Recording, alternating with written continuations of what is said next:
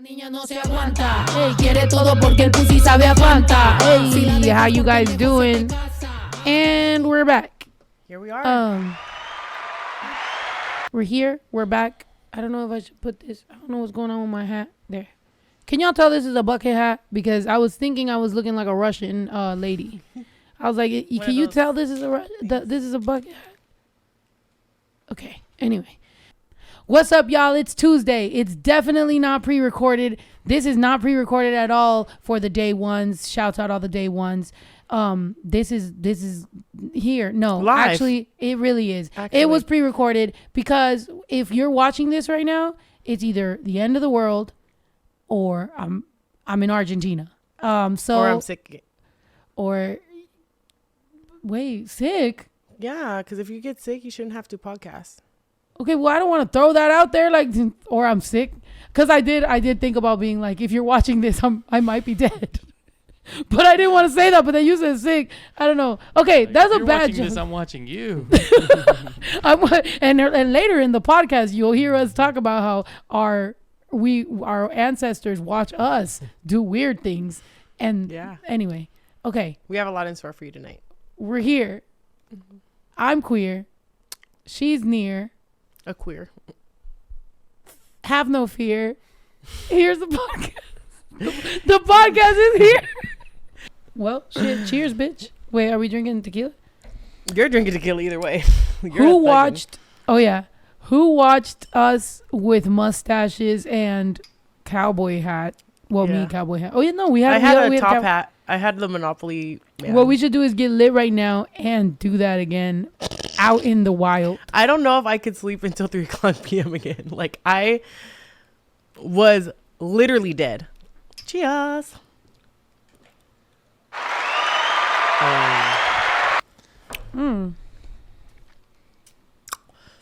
Yeah, I don't know if I can ever be that drunk. Such a great time, but the next morning, god damn, them pants was kicking my ass. Them panna fucking lonies, dude. I just can't believe how much that's the closest I've been to having a flashback of Jamie's old temperament. We're arguing about politics. I haven't seen that. And the fact that we were getting so heated debate, and I would not take the mustache off or the hat at all. I'm just like, and I had the thing. Right. But Jamie was getting into that tone of voice that I've heard a couple times in my life, and I was like, she's like behind me and I'm not turning around. So I'm just like, this bitch could snatch me at any fucking moment. I would never. I wasn't trying to be like physically aggressive with you, but I do. We all have a past. I know, but you're also very passionate about that. You know what I mean? Yeah. So you're like, criminals, become a criminal. I'm like, listen to me. But yeah, no, I just, look, I'm a much nicer person than I have been in previous iterations of myself, and I think we should just be happy enough for that. And I'm gonna continue working on my temper and my self-control. Me too. Mm-hmm. I second that. I've never seen you have a bad temper, dude. I've never even seen you have like a temper tantrum.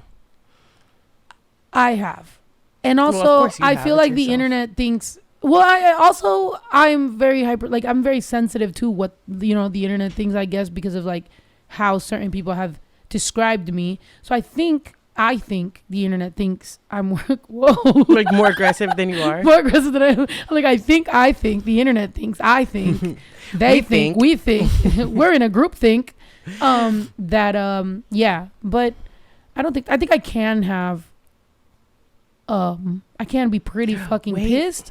I have actually. Wait, now. Okay, there's one specific time.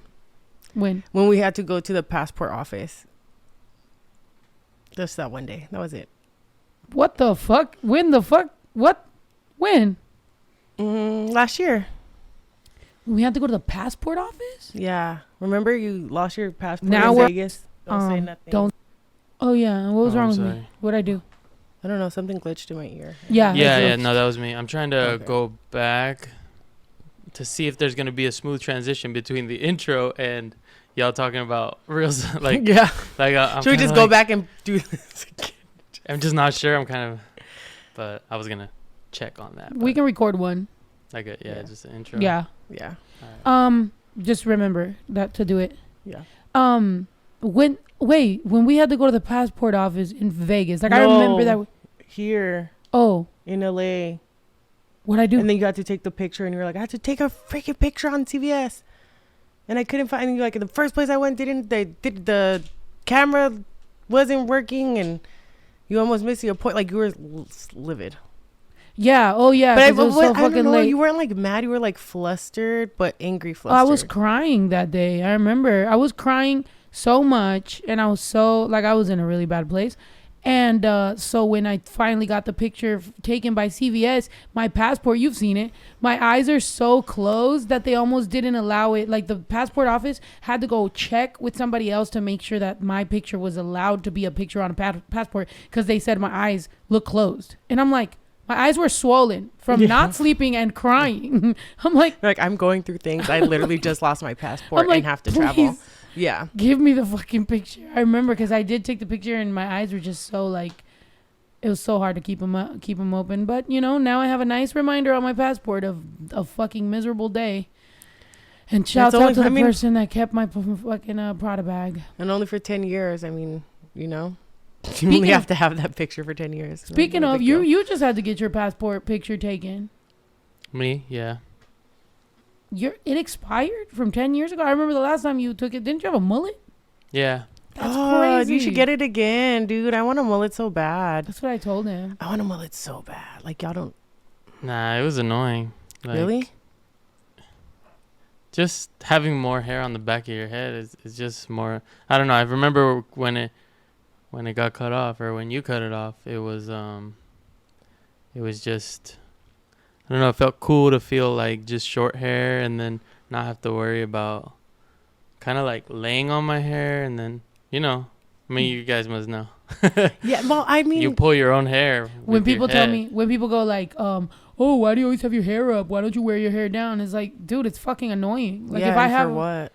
Like I have the opportunity to put it in a bun, why wouldn't I? That's what I'm gonna do. Yeah. No, I but like I don't know. I guess like I do know what you're talking about. But also I kind of don't, because I've never like had short hair as an adult. Oh yeah. Huh. So I don't know. You know what I mean? That's good. Don't do it so that way you don't know.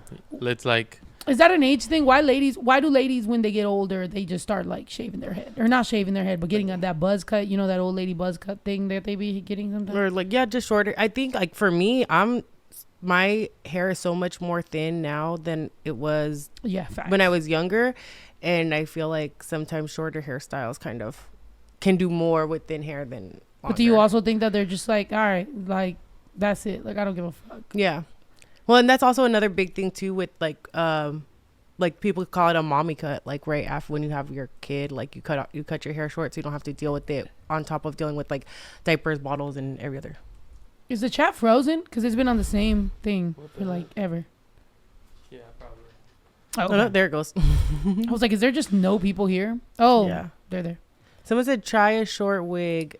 And honestly, what I want to try is to get a 27-piece mullet. That's what I really want. 27 what? 27-piece. So for those who are not hair girlies, a 27-piece is like a short quick weave. But I want to get one with the back parts long, so it's a mullet. Have you seen jellyfish haircut? Yes, I have. Have you seen it done well, and have you seen it done ugly? Both. And you gotta be a fine bitch to get away with that, because I've seen it done right, and I'm like, well, that girl is like, yeah, like you're carrying. You gotta be that bitch. Yeah, that's a very like confident. Yeah. I'm that bitch, and I'm stylish. Yeah, same thing with people who just straight up like shave their head. Like your face card has to be on fucking point. Like you cannot just. Yeah. Dang, that's crazy. Yeah, that looks like the back of your head when you were a little boy. That was Ito's hair exactly, actually. It was giving very Miguel Angel. Like your haircut was very Miguel Angel, to be honest. Yeah. So I've seen it with like usually the bottom of it is dyed a different color, and like it just be cool. Honestly, that silver one that was silver in the Yeah, it's like bangs. I feel like girls, you have to have a certain face to have bangs. There'd be some girls that try to do the whole bangs, and I'm like, oh, get your fucking face on my face. Remember when I told you I wanted to cut bangs, and you were like, absolutely not. And then I flipped my hair, and I'm like, but I would look like this, and you're like, exactly. And I was like, ooh, guess no bangs for Jamie. No, it's just you and Justine had the exact same reaction. Like the way that you guys are the same person is slightly annoying. I do think like you probably try to ask two people, and the two people you ask are the same person. So you're just like, literally, I'm just in an echo chamber. Someone tell me I would look good with bangs. No, I mean, you know. Yeah. The good thing, what I will say about bangs is that if you want a synthetic wig, or you don't know how to install a wig, wigs with bangs are always going to be the fucking choice as a starter. So it's like, I've thought about it. Like I was cosplaying when I wore the purple one for the child support video. I was like, I could do this. Yeah. But the thing with bang wigs is you have to have your hair underneath it flat as fuck, because if not, it looks like you slapped on a fucking baseball cap of a wig. You're like, girl, that shit. I mean, but that's with everything. I'll be doing it terrible. And the longer my hair gets, the more I'm just like, oh yeah, this is gonna just end it's terribly. just gonna be. Sometimes I've told JT, I'm like, should I just commit to the lifestyle, just cut my shit off? But then I'd be like, oh damn, I'm not waking up every morning like, and putting a wig on. Like, let's be real. Yeah, that's the same thing with me. Like, I've wanted to do like a big chop, but then I'm like, if I cut my hair too short and then I can't put my hair in a ponytail, will I survive? The answer is no, I won't. I need to be able to throw my hair in a bun. Like, what could you do if you can't throw your hair in a bun? Yeah, like my bun look is like a look. So I feel like it has to be a certain level of bun. Yeah, because the last thing you want is like this ponytail where it's just like this little thing popping up, and you have to like gel it down so it's not alfalfa-ing. Oh yeah, the onion one. Yeah. Nah. Oh yeah, Yayo had just brought that up. Yeah. Yayo had just brought that up on the last podcast. But yeah, somebody said I wear hats or beanies. Psh, girl, who you telling? Like a cheat code, wearing a hat or a beanie with your wig. Yeah, that's like the fucking I mean, I like when girls do the whole or there's some wigs that come with the, what is it called, the headband or whatever, which that's fire. But I feel like they never have it with like a longer one. They're always like a 22 or something. Yeah. And it's like, boo. Give me a fucking 40 inch bust down with the. You feel me? Shit. Wait, so what'd you say? Attach headband. 27 what? 27 piece. Just, well, what do I Google? 27 piece. Black mullet hair. I looked up a 27 piece mullet. It gave me No, but honestly, like, that's not the style that I want, but that is what it is. But you know? What is it? Is it 27 pieces? Yeah, it's 27 short pieces of hair that they glue all around in the quick weave style. What's quick weave? So a quick weave is like they gel all your hair down to your head, and then they put this, like, I don't know, I'm not a hairstylist, obviously. They put something on to protect your natural hair, and then they glue 27 pieces of weave in around your whole head. Man, you know what my biggest fucking regret was when I was there was a few times when I went and I got my hair and I got extensions, and I had to go through the pain of like braiding my fucking hair and then attaching them shits to my head and then taking them out. I was like, this is fucking terrible. I never want to go back. Plus the girl, I feel like she hated me. Like, she braided my hair so fucking, I was like, girl, I'm not wearing box braids. Like, you don't have to do this to me to put me in pain. I'm literally trying to get some fucking extensions, and you hate like me. it doesn't have to be this bro, I was crying. I had like a scar. Like, it was just too much. I was like, yeah. But you know what, that's a problem too, is with where, like, between skilled braiders and people who are not so skilled. Like, that's why when you go to these people, you got to be careful, because you will end up bald head. Yeah, like, your hair they have to know the correct amount of tension to put on your head. And also, you know, sorry not to discriminate against anybody, but some people don't have the correct texture to wear certain hairstyles.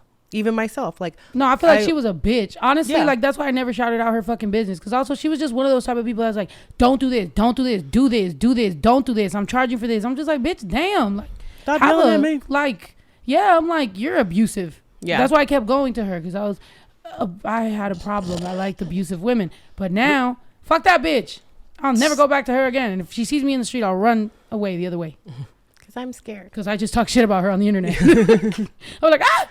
Dude, yeah. But that's, yeah. But I just feel like when it comes to hairstyles, like even with me, like straight up box braids, I know I'm going to look bomb regardless. Like, don't fucking play with me. But I've never seen you in box braids. we want to know why? Because they don't last on me because my hair is not the correct texture for it. So within 3 to 4 days, you're going to start seeing all my hair. Even if I have a good braider who really tucks the hair into, you know, the weave when they're braiding, because of my hair's texture, it's going to start poking out from the braids. And then under a week, it already looks like I've had that shit in for a month. So why am I going to spend 6 hours doing it to look crazy in a week? Like, it's not for me. It's not for my hair texture. I don't know. I want to see it. I know a really good braider, Kira. She's dope. Yeah. But anyway, Is there other types of braids? And I feel love like I only hear the box. smell of the. What is that shit that they Yeah. put What are the when shapes? girls get their hair braided? What is that particular gel that they put? That shit smells so good. I haven't smelled that shit in a long time, but that shit smells good. Which one? I acted like I wanted to eat it. I'm like, yum. No, I just like the smell. Yeah. But But- yeah, there's a couple different like braiding gels that are available. But no, so the reason they call them box braids is because the part is a box. Oh. It's a square. Not really a box. It's a square shape. So that's why they call them like box braids. The Yeah. things on your head that are left on your head up there. Like, yeah, the parts. So then if it's like triangles, that ain't no box. Yeah, because, well, triangles are like more of a new style. But traditionally, box braids would Can they be do like, hearts? Like this one. It's Yeah, those are triangles. What's the Mhm. coolest shape they've ever done? So those are called triangle braids. Not really. I mean, they're still really called box braids, but yeah, I've like, as time has gone on, people have become more creative with the way that you can. I thought it was because the braids are the shape of a box. Like if you're looking down. No, I mean, yeah, and then like even if you look at that, like that's not really something you'll see too often nowadays because that's like the knot. Most people get knotless braids. Oh, what? There's a knot where at You top, see on, up on at top? the top? top? Yeah, you see how it's like you see that part that's flat. That's Mm. a knot. So like where the other person in the top corner, you see how theirs it just starts. yeah. Hmm. Yup. Wow. So much beautiful things about black hair. It's a great topic. I like it. Yeah. Okay. Oh, and by the way, guys, for everybody that's watching the day ones, we're not gonna stay on live the whole time. We were just, you know what I mean. We're trying to get the vibes with y'all, Yeah. but the vibes ain't vibing. What the fuck? What are y'all sleeping? Well, yeah, Victoria's over here. All right, I'm off to bed. You don't have to announce it. Good night, Just so you Victoria. know. Good night, but Sleep tight. just Don't let next the time, bugs bite. just go ahead. Cause you know what I mean. It's like, I mean, just give us the Irish goodbye or whatever the fuck that shit is called.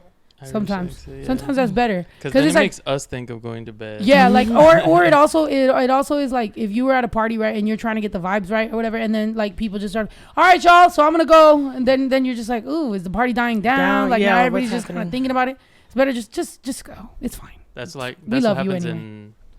in like Mexican parties, right? Everybody, you have to say goodbye to everybody. Oh, fuck that, dude. Individually. Especially when it's like 40 people.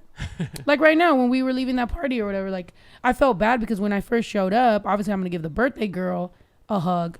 But then everybody else, I'm just like, hello, you know, I'm just kind of like this and I'm Yeah, just you going to go too. sit down. But then I do know one of the guys, so then I give him a hug. And then as I was leaving, then that guy that said he didn't realize who I was, then now I'm like giving out 3 hugs, but then now I feel bad because there was one person that looked like they almost went for the hug. So then I was like, And do they're I scared, become and then like, you don't all right, want to hug goodbye? them if Yeah, Yeah. like, you know what I mean? People don't take into consideration like how much goes into all this. Now I don't know if I'm being rude. If they're like, yeah, I hung out with Snow and she's a fucking bitch, but I'm Yeah. like, and she was being weird to me because she hugged everyone but me. And that's Yeah. really, it's crazy because we do always become like the center of our own stories because it's like, you'll be like, it was so weird. She did like, I remember having a complaint at an office I worked on. And one of the people who worked under me, my staff, was leaving. And I was like, I went to Vaughn's, grabbed some pastries, breakfast pastries to have like a goodbye or whatever. But I didn't buy enough for the whole office. I'm not rich. Like I was like, Ryan, you know, it's your last day. I bought pastries. I'm going to put them on the empty desk next to your desk so that the people who you're close with in the office can come and have a pastry with you and say goodbye. You know what I mean? Because I'm a thoughtful, I was a great boss. I was very thoughtful.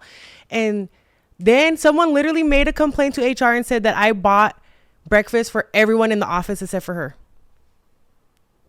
Wait, and did you? No. Why did you get her one? No, I just put the pastries on his desk. So the people that he was friends with in the office, he could give it to them and they can like spend a minute talking and saying goodbye because it was his last day. Oh. But I didn't invite people because they were his friends. He was just someone on my staff. Like, I don't know who the hell he kicks it with in the office. But I wanted to give him that chance to be able to say goodbye to the people he worked with for the last 2 years, you know? Yeah. But yeah, and then HR called me and was like, we got a complaint, like saying that you bought breakfast for everyone in the office except for one person. And I was like, y'all know how much I get paid, baby. You know I didn't buy breakfast for everyone in the office. That would be my whole paycheck and a half. Like, are you joking? Right. And yeah, the end result was we weren't allowed to have potlucks anymore. That's crazy. Like that. That's what they say, right? Like, no good deed goes unpunished. Literally. There would be so many times you're trying to do the right thing. I feel like most of the time that something like has gone real wrong has been when I woke up that day and was like, today I'm gonna just specifically be way better, and then it's like boom, you know, something negative. So that's why nowadays I'll be like, I'm gonna be like one step better, but I'm not gonna be that much better. Like aiming for better, but not aiming for best. Yeah. Just quite yet. You know, I feel like I jinx it. I'm just trying to be mid. Yeah. Well, Aiming for mid.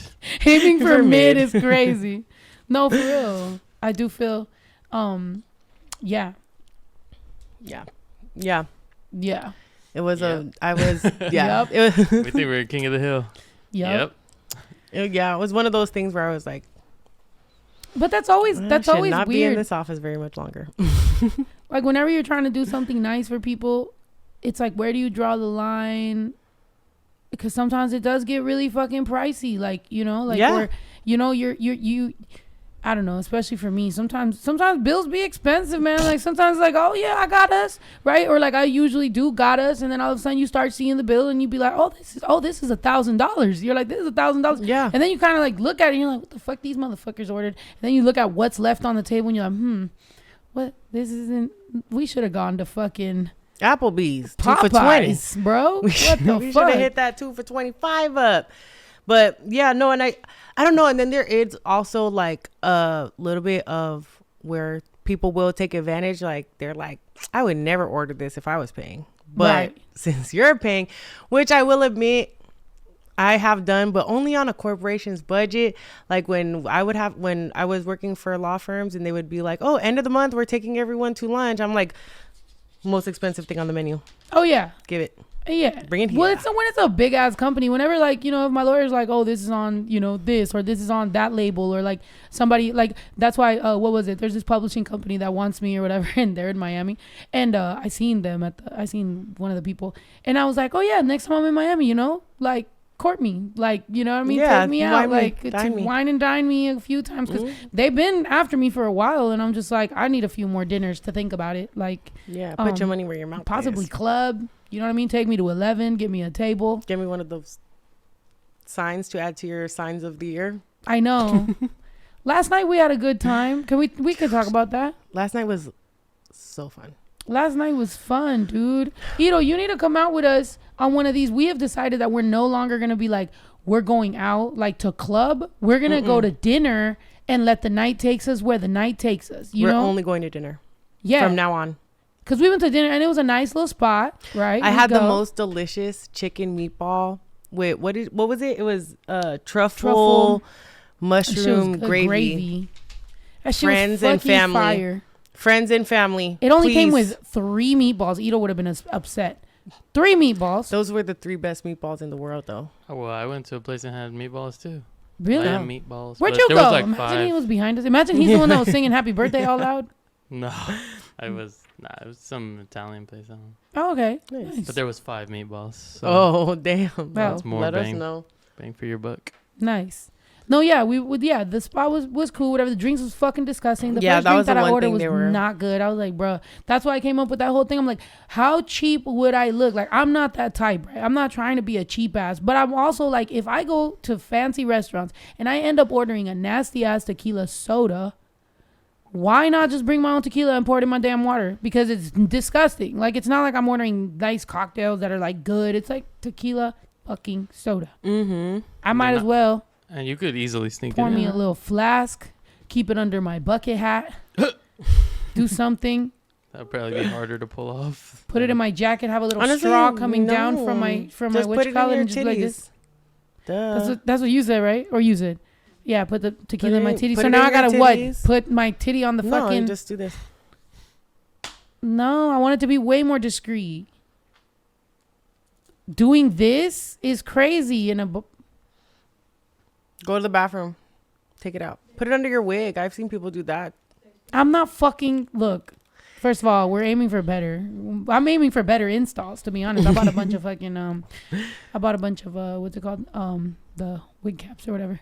But no plan, date nights. Oh yeah, back to the fucking focus, man, because we keep going to hair. Look, there we go again. About to talk about hair. No, fucking Suey jinxed us with that topic. But no, yeah. So we do that, right? We're chilling, we're talking, whatever, and then all of a sudden we realize that my agent, who I just went to a meeting with the other day, is like a couple blocks away, and they're at a table. They're partying, they're turning up or whatever. So I'm like, yo, she's always fun. Like, let's go with her. Yeah, and then all of a sudden, she was very fun. Like, she has a good vibe, dude. Bro. It was fucking lit. Fucking vibe. They got mad bottles and bottles and bottles coming. Hella bottles. Lawyers, Hookah, regional Mexican music, like business people. So now this is work. Some and dude plus, who went to Harvard. To be fair, I mean, to be like, you know, even us, like meeting up with Yvette was work. You, me, we all. Anytime that we're together, it's technically work. It's technically work because we're talking about for the shit IRS we need to purposes. get done. We're talking about all the shit that needs to get done. You feel me? So so then that happens. Then we meet up with Niria, who is my agent in Mexico, and then we're talking to all these fucking people, and we're chilling or whatever. And then I think this is so fucking funny because Wilito walks in, and because it wasn't my fucking bottle, I pour a big ass shot, and I just walk over there because everybody's leaving, like the place is closed, we're going to the after party, and then I see him, so I was like, and then we just take a shot together, whatever. Tell me why he posted and deleted me. Apparently, like, well, I didn't even know he had posted me. The only reason that I know he posted and deleted me is because now there's a TikTok that's like, who is this mystery girl that Wilito posted and deleted? And everybody in the comments is like, that's Snow. What the hell? So everybody's like fucking talking about how it's Snow. And I did comment. I laughed. I was like, LMFAO. But then I deleted it because I was just like, whatever. Yeah. But I did think it was fucking hilarious because who is this mystery woman? Like, first, I look like a whole ass lesbian, and some of the comments are like, she's a lesbian, like she's a big ass lesbian. I was like, she's very gay. Muy gay. Mucho so gay. No problem. Natalia said I saw that. You feel me? I was just like, yeah. It was just cool to see a bunch of people. Oh, and then we went to the after party, and then that was just ratchet. Different. Yeah. I didn't know none of them girls, but I wasn't mad at them because we got the bottle for free anyway. So I wasn't even mad at all them girls flocking to the section to drive the boat. You were like, hold this. No. Because the dude, I was fine with all the girls or whatever, but the dude had just been eyeing the bottle the entire fucking time. And the moment she put it down, he was like, and I was like, who are you, guy? Like, who is this guy? All that up in the fucking section. Yeah. Like, at least shake your ass. We saw a lot last night. Yeah, exactly. If you're going to be a guy in our section, know how to bounce that ass. Or do don't something. Come. Stay home. We saw so many things last night. Bitch, tell him. We saw someone pulling down their panties in an alley. No, wait. But you got to explain that because then it's going to seem like people just fucking in the alley. No. She was stumbling. She was more drunk than I was on Monday or on Friday night. No, definitely. Go. No, well, the thing is that her mini skirt is like going up. So we're seeing her whole ass and her panties, right? So then we're like, pull her freaking skirt down, like her ass is out. So he starts to pull her skirt down so that her ass doesn't show, and she starts to pull her panties down, thinking she knows, like she's on autopilot. She's like, oh, she doesn't know. Pulling this, I'm pulling this, and we're like, hey, and then Jamie's like, that's so Jamie coded. Like, yes. I would have done that. I'm like, very me coded, dude. But then it got even worse because I think he's trying to like help her, but then he like puts her against a dumpster. Now she's on the dumpster. I'm like, someone put your jacket behind her head, like. There's a bunch of girls, but they're all doing stupid shit. Like, none of them is helping the poor girl. She's just on a dumpster, ass out. I'm just like, what is possibly happening? Comatose. Like, she was so intoxicated. And then, I don't know. It was weird. Okay. So she was there with two girls. The two girls leave her with a guy to take care of her when she's drunk to go get the car. I'm like, send the man to get the car. The girls are going to know how to take care of a girl who's puking. Like, you know how to pull their hair. Like, you know, you think of these things because you're also a woman. You know what needs to be done. Like pulling, like we had to tell him, cover her butt. Like, I don't feel like a woman would know, like, pull the dress down while you're trying to walk this drunk person to the car. And then I'm like, get the car and bring it here. Don't walk her to the car. Like, yeah.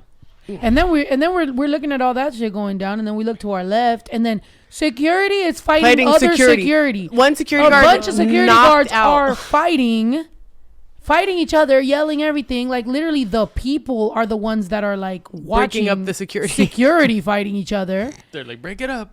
Yeah. And then fucking so the people that started running down, like all the like hot go-go dancers and everybody that's like that was like the dancing, workers, they're walking out in sweatsuits now, all fucked off or whatever. And then they're like, what the fuck? Security's fighting each other. So everything's going on at the same time. And then cars started burning outside. And I'm like, burning rubber, like burn? And then there's someone knocked out. There's a girl on the dumpster. And then there's those girls that wouldn't stop fucking talking to us, but then they're like, oh, something about going and getting a table. But then all of this was happening simultaneously at the same, everything is like fucking like happening. And then fucking those girls were all talking about how like table blah blah blah all this shit, and then they're like, oh, table's $1,000 and all this shit. I'm like, I'm not fucking paying $1,000 to walk in that bitch. Like, that shit was not worth.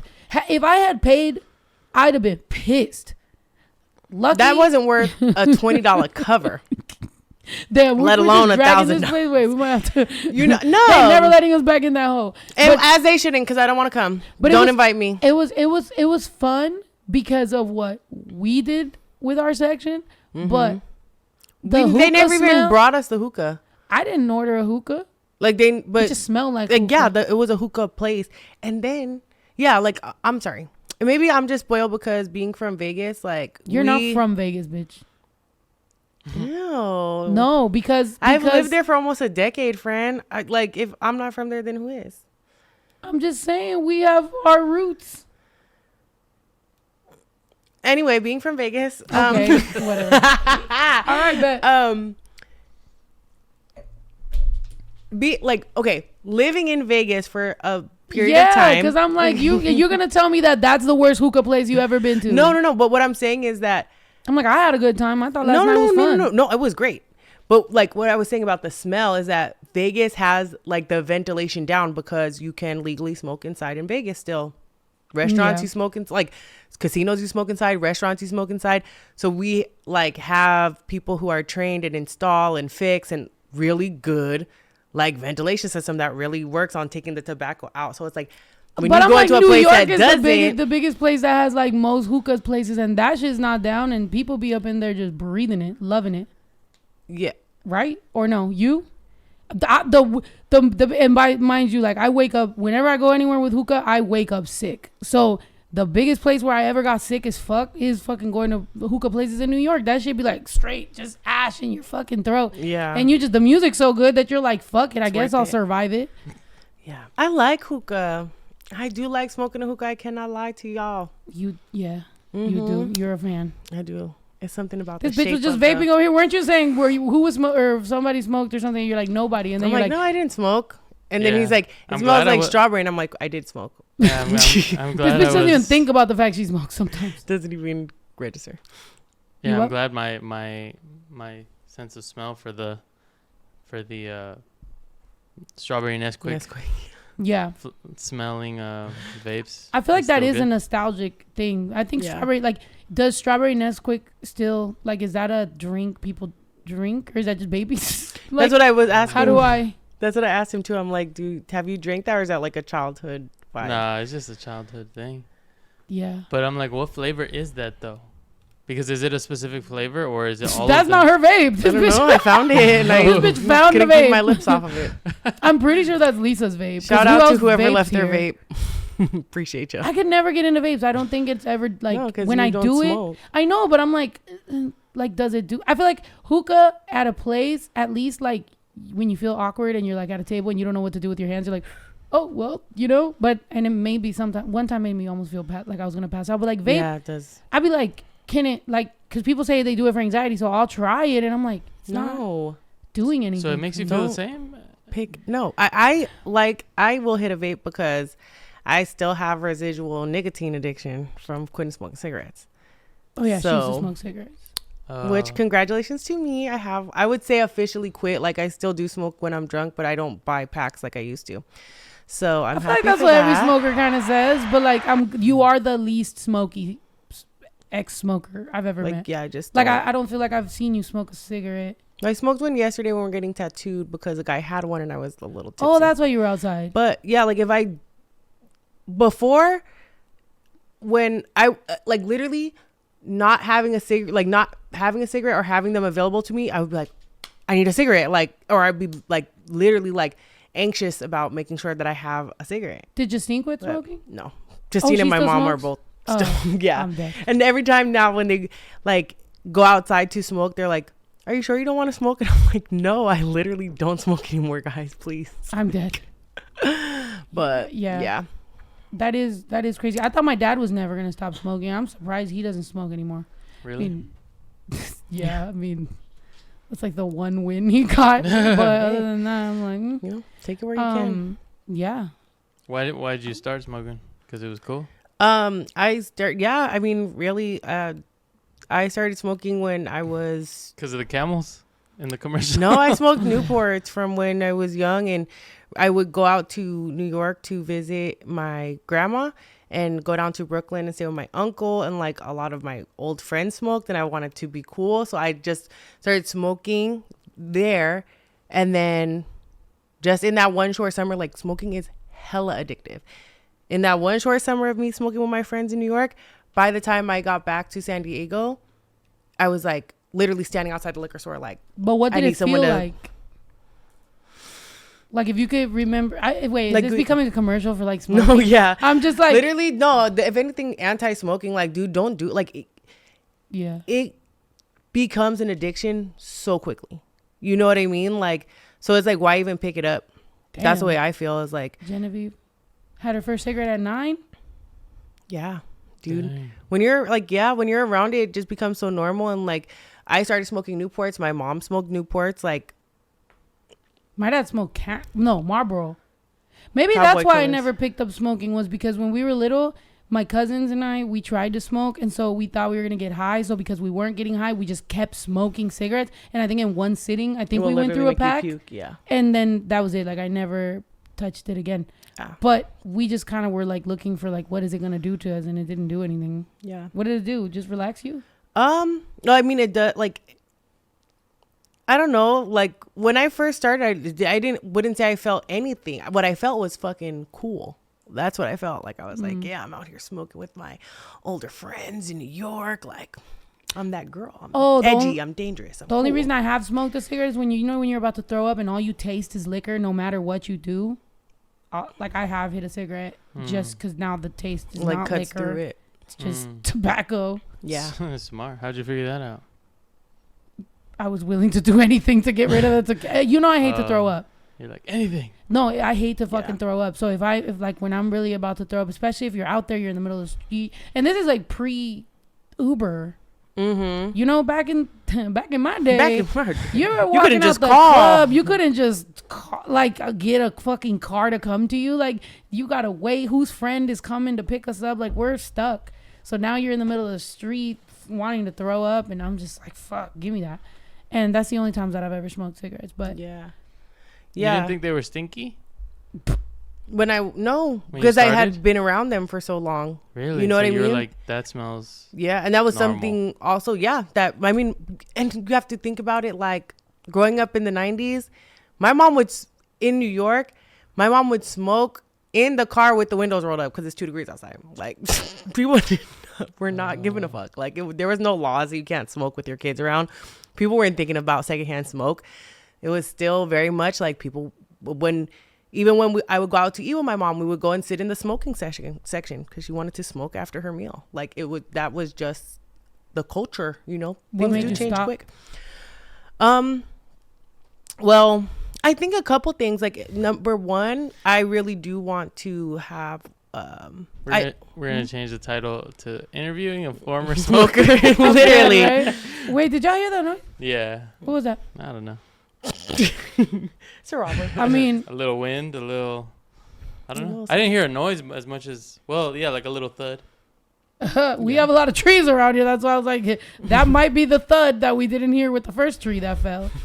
If a tree falls in the ranch, does Yeah. it make a noise? Because it didn't sound like, it sounded like thud. So I'm like, what was that? The whole fucking warehouse just Shut up. it just folded. I can't see. I'm dead. Yeah. But I mean, Oh man, all the important stuff are right in the middle. I'm dead. yeah. No, but I quit smoking because I don't know. Number one, cigarettes are very expensive. Number two, I don't want my kids to think that it's normal for all the people around them to smoke. And I have quit several times before. It's just never stuck. And one of the things, I obviously quit when I was pregnant with Layla, quit when I was pregnant with baby Dave. And literally once I would go back to work and be in that stressful, fucking corporate environment, I would end up smoking again, because when you're in that kind of environment, the only time you get to take a break is when you're walking outside to smoke a cigarette. So I think being out of that environment, I was able to not use that as a crutch. And it's a nasty, bad habit. My teeth were yellow, your lips, on the inside start changing colors. It's nasty. Smoking cigarettes is not, I don't know why I thought it was so cool when I was young. It's so gross. Your fingers smell. You can wash your hands and your fingers still smell like cigarettes. Don't do it, guys. Don't smoke. I'm stressed out just hearing it. God damn. Yeah, that sounds annoying to have to keep on I don't know. Have to keep on keeping up. Yeah. Yeah. Kind of like when your stomach hurts. It's annoying. Yeah. Dude. It hurts, but it's also annoying that it keeps on moving around and stuff. It's stop. Yeah. That's what it's like to be pregnant. Imagine. Really? I remember when I was, when I was pregnant with baby Drew in what is it, second or third trimester, when they really are active, he was so fucking active. It just felt like constant bubble guts. He just wouldn't stop, and it's fluttering and he's moving, and I'm just like, oh my God, chill. I would literally rub my stomach and be like, chill out. And sometimes the whole being in your rib, whether it's his knee or his elbow, whatever the fuck it was in my fucking rib. Layla loved to do that. She would put her butt under my lung. I don't know how to describe it, but how'd you know it was her butt? Because when you would go, I would feel it, and maybe because I was high risk, they would give me ultrasounds often, and they would literally always be able to find her under my fucking lung, and I'm like, girl, I can't breathe. We can't breathe. I'm breathing for you right now, friend. You're why are you stepping on both of our toes? Right. Please stop doing this. Did you ever feel like he was gonna kick his way out? The crazy thing is that he had to be induced. I had to be induced, and he had to be kicked out, ejected out of my stomach. Bless you, by the way, because he didn't want to get out. And he loves hearing that story, by the way. He's like, oh, I was comfortable. I'm like, That's so funny. He don't remember. But he just didn't want to get out. He was chilling. Yeah. Very, very Taurus of him. Very hard-headed. Was not ready for change. And we were like, get out, son. It's been long enough. Yeah. But he was very hyper, dude. I would tell the doctor, I was like, is it normal for him to does he sleep? No, but that's the thing is the babies sleep when you're moving around, because you're rocking them to sleep. And then when you're finally laying down, then the baby's like, time to pop off. Time to start my day. Yeah. Right.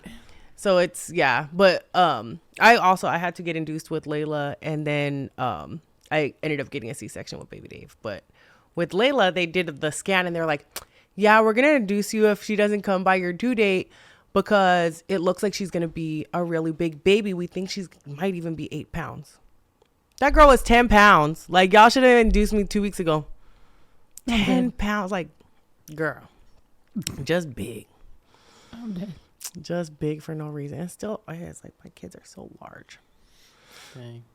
And you have to give birth to the placenta? Mm-hmm. I just learned that. I didn't know that. Well, I guess I should have known with the goat, because the goat had to do that. But I didn't know people too. Did you have it where, after you gave birth that they come and like push on your stomach. That shit was so painful. Like to push the rest of your placenta out. Did they do that to you? I don't remember.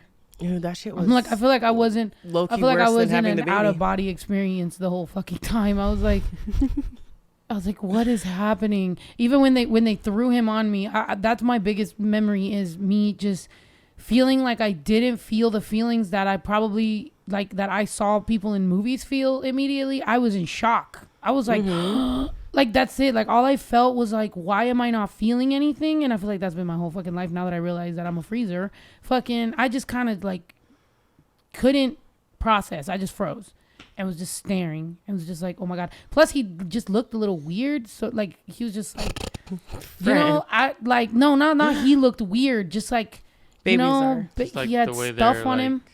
Oh. And just like, he was not crying. That's also what scared me. Like I'm like, in movies they cry. He wasn't crying. He was just staring. He was like, you're like, do you know what to do? Yeah, he came out like staring around, and my mom was just like, he's gonna be smart. Look at him. He's looking everywhere. And I'm like, I know. He came out like he was assessing. He's like a little mid, but whatever. like scanning. Yeah. Scanning the room. Like he looked around. I looked at him. I didn't know what to me. feel. He looks at me. I look at him. Like, yeah, we were just like, oh shit. Like I'm, like here we are. Yeah. Like you're meeting, like you're a person. Yeah. That's the crazy part.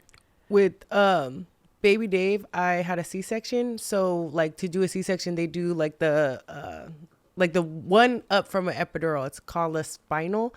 And I couldn't stop moving because I was so like paranoid. As everyone knows, I'm a little anxious person. So I couldn't stop moving. So they literally had to put me to sleep so that they could safely do the spinal to do the C-section.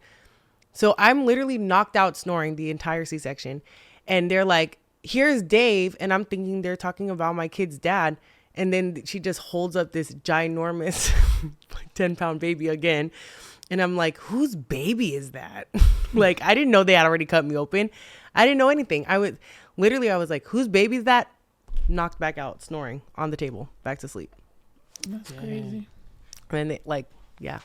They're like, do you want to hold him? I'm like, why do I want to hold this random white child? Here's Dave. Pushing the whole fucking time. Yeah. Because they tell you like before when they're preparing you for the C-section, they're like, because you can only have one person in, obviously, because it's surgery. And obviously it was going to be Dave, the dad. So they were like, we're going to bring Dave in and then we're going to start the surgery and then whatever. So when they told me here's Dave, I think they're bringing Dave in. I didn't even know my C-section was already done. Wait, so both of their names are Dave, not David? Yes, they're both Dave, just D-A-V-E. And my son is the fifth. He's the fourth. So they come from a long, illustrious line of Daves. Dang. Yeah. Wait, your son is what? Dave the fourth? No, not dang, Dave. Yeah. Dave the fourth? Huh? No, my son is the fifth. His dad is the fourth. Whoa. Right, Yep. that's exactly how Baby Drew felt. This is ghetto. Put me back. Yeah. Yeah. Have to breathe. That's what I That just would be realized. like Baby Drew's response. Like last. And me mad that he's ungrateful. Me like, you should be happy about this. But what? Oh, like last week when Drew finally met Sui. Uh-huh. I didn't realize till then that he introduces himself as Andrew. Oh. Like I didn't know that either. I didn't really think until then that like we just call him Drew. Yeah. Yeah. But it's kind of like maybe he prefers Andrew.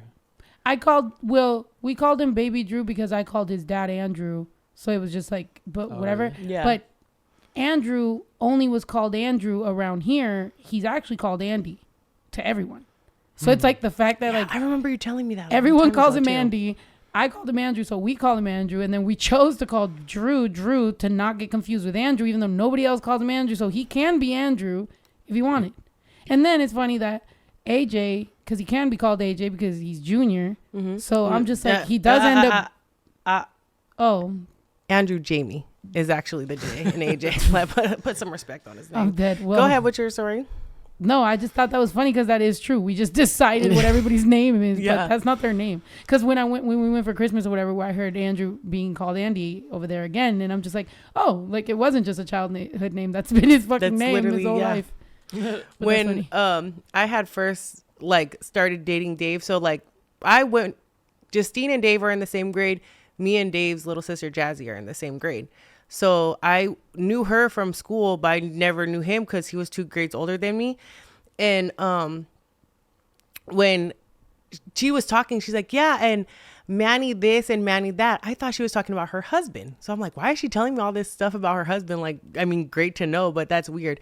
But Manny was Dave's childhood nickname. So this whole time I'm like, why is this Manny? girl? Because they said he acted like a little man. He would just sit on the porch next to his grandpa. Like his grandpa would be reading the newspaper and he would take one of his comic books and sit down next to him and just like mimic everything his grandpa did. So they used to say that he was like a little man. So they called him Manny. That's cute. But also, you know, they come from a lot of Daves, right? So it's like Grandpa Dave, and then the one who actually just gets called Dave is Dave's dad. And then they called him Manny, and we call Dave, my Dave, Baby Dave, because he's the youngest Dave currently. But also, just happenstance, his uncle is also Dave. So there are so many Daves in this family tree that people have to grab like any nickname that sticks because there are a lot of Daves. Well, that's crazy. That's like in our freaking family, there was 3 Miguel Angels. Yeah. Oh, Well, first and Wait, middle. who's the other one? I know the one that died, but Both of them died. what the 2? Double homicide. You're, bitch. You're the only, yeah. So Oh, then there's shoot. only one. But they were father and son.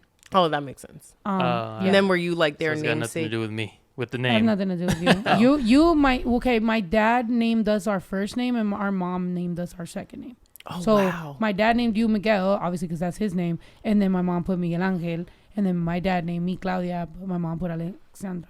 So, yeah.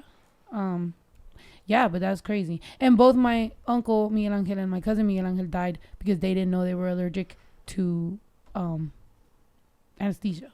Oh, wow. What? So And they when were his like a dad- year apart. Like they died like fairly. Like it was like my cousin died of an appendicitis and he was allergic to anesthesia and he died when he was 12. And then his dad died like a year or 2 later, and he just had to have eye surgery because he was a Brinks truck driver or something like that in Mexico, and he got something in his eye, and when they were operating him, they put anesthesia and he died. That's crazy. I didn't And even know they you didn't could be think allergic that, to that anesthesia. he would be allergic to it. I don't know, but I know that my tío, my uncle, after that he got a tooth removed or something, and he said no anesthesia. Like I was like, I can't even imagine going through that because he wasn't blood related to them. So I'm just like, I feel like he kind of just did that for nothing because Solidarity. yeah, I was like, Yeah, God but, I damn, mean, but also, a whole yeah, ass tooth. Trauma, dude. Like, I would, like, Yeah, it does They make can't test you? I don't know. yeah. Is there a test for that? Yeah, they probably. There's not. Oh yeah, that's right. Because you're allergic to why, dude? I know she's allergic to. Wait, am I allowed to say it? I don't want nobody to put that in your drink or nothing. It's crazy. Okay, so she's allergic to Advil, You right? just give them the idea. Oh, sorry. No, don't give her any drinks. I have something in my eye. Sorry. Don't drink nothing. Well, isn't that crazy that I got something in my eye when I was talking about my uncle's eye? That's crazy. I really do have something in my eye. Anyway, what was I saying? Oh, Advil. she's allergic to Advil, and then she said she had a headache yesterday or something, and I was like, oh, I have some ibuprofen right there because my tia had just got some. I didn't know Advil is ibuprofen. Yeah, that's the generic. I thought it was just like Advil, and then there's yeah, like, ibuprofen. yeah, Tylenol is what? Acetaminophen, and then Advil is ibuprofen. Yeah, she's like, I'm allergic to that. I'm like, what? You're like, you're trying to kill me? Ibuprofen too? How'd you I find was out? like, damn. I had braces and when they tightened them, they were really hurt. So my mom gave me Advil. There's a mic right there. Shorty, get on it. I have something in my eye. What was I saying? I So had you braces got and Advil. I got them tightened and it really hurt. So my mom gave me Advil. But at the same time, I had like she made like fish and stuff for dinner. And then right after I got like hives and I started coughing. I couldn't kind of breathe. So my mom took me to the ER. And they gave me tests on they took me to the allergy doctor. Oh, like the... Yeah, so you're on not my allergic- back. Yeah, to see what was I allergic to. And then he was like, well, we tested you for everything that we could and we didn't find anything. What else did you take? And I told him, like, my mom gave me an Advil. He was like, well, we can't really test that. So let's just say you're allergic to Advil. Yeah. Because that's the only thing that we can't test you on and that's all you took. So wait, so so they it's not can't like test you for that sounds dangerous. So when I was in the hospital and I was in pain and stuff like that, it's in my file. And I told him, I was like, I mean, we can try it. It's been years. Like, what is one pill gonna be? He's like, we literally cannot. We legally Like, that's cannot do not that. a good Like, idea. It's in your file. We cannot give it to you. And then Well, it that's kept giving also you like fucking the, Tylenol.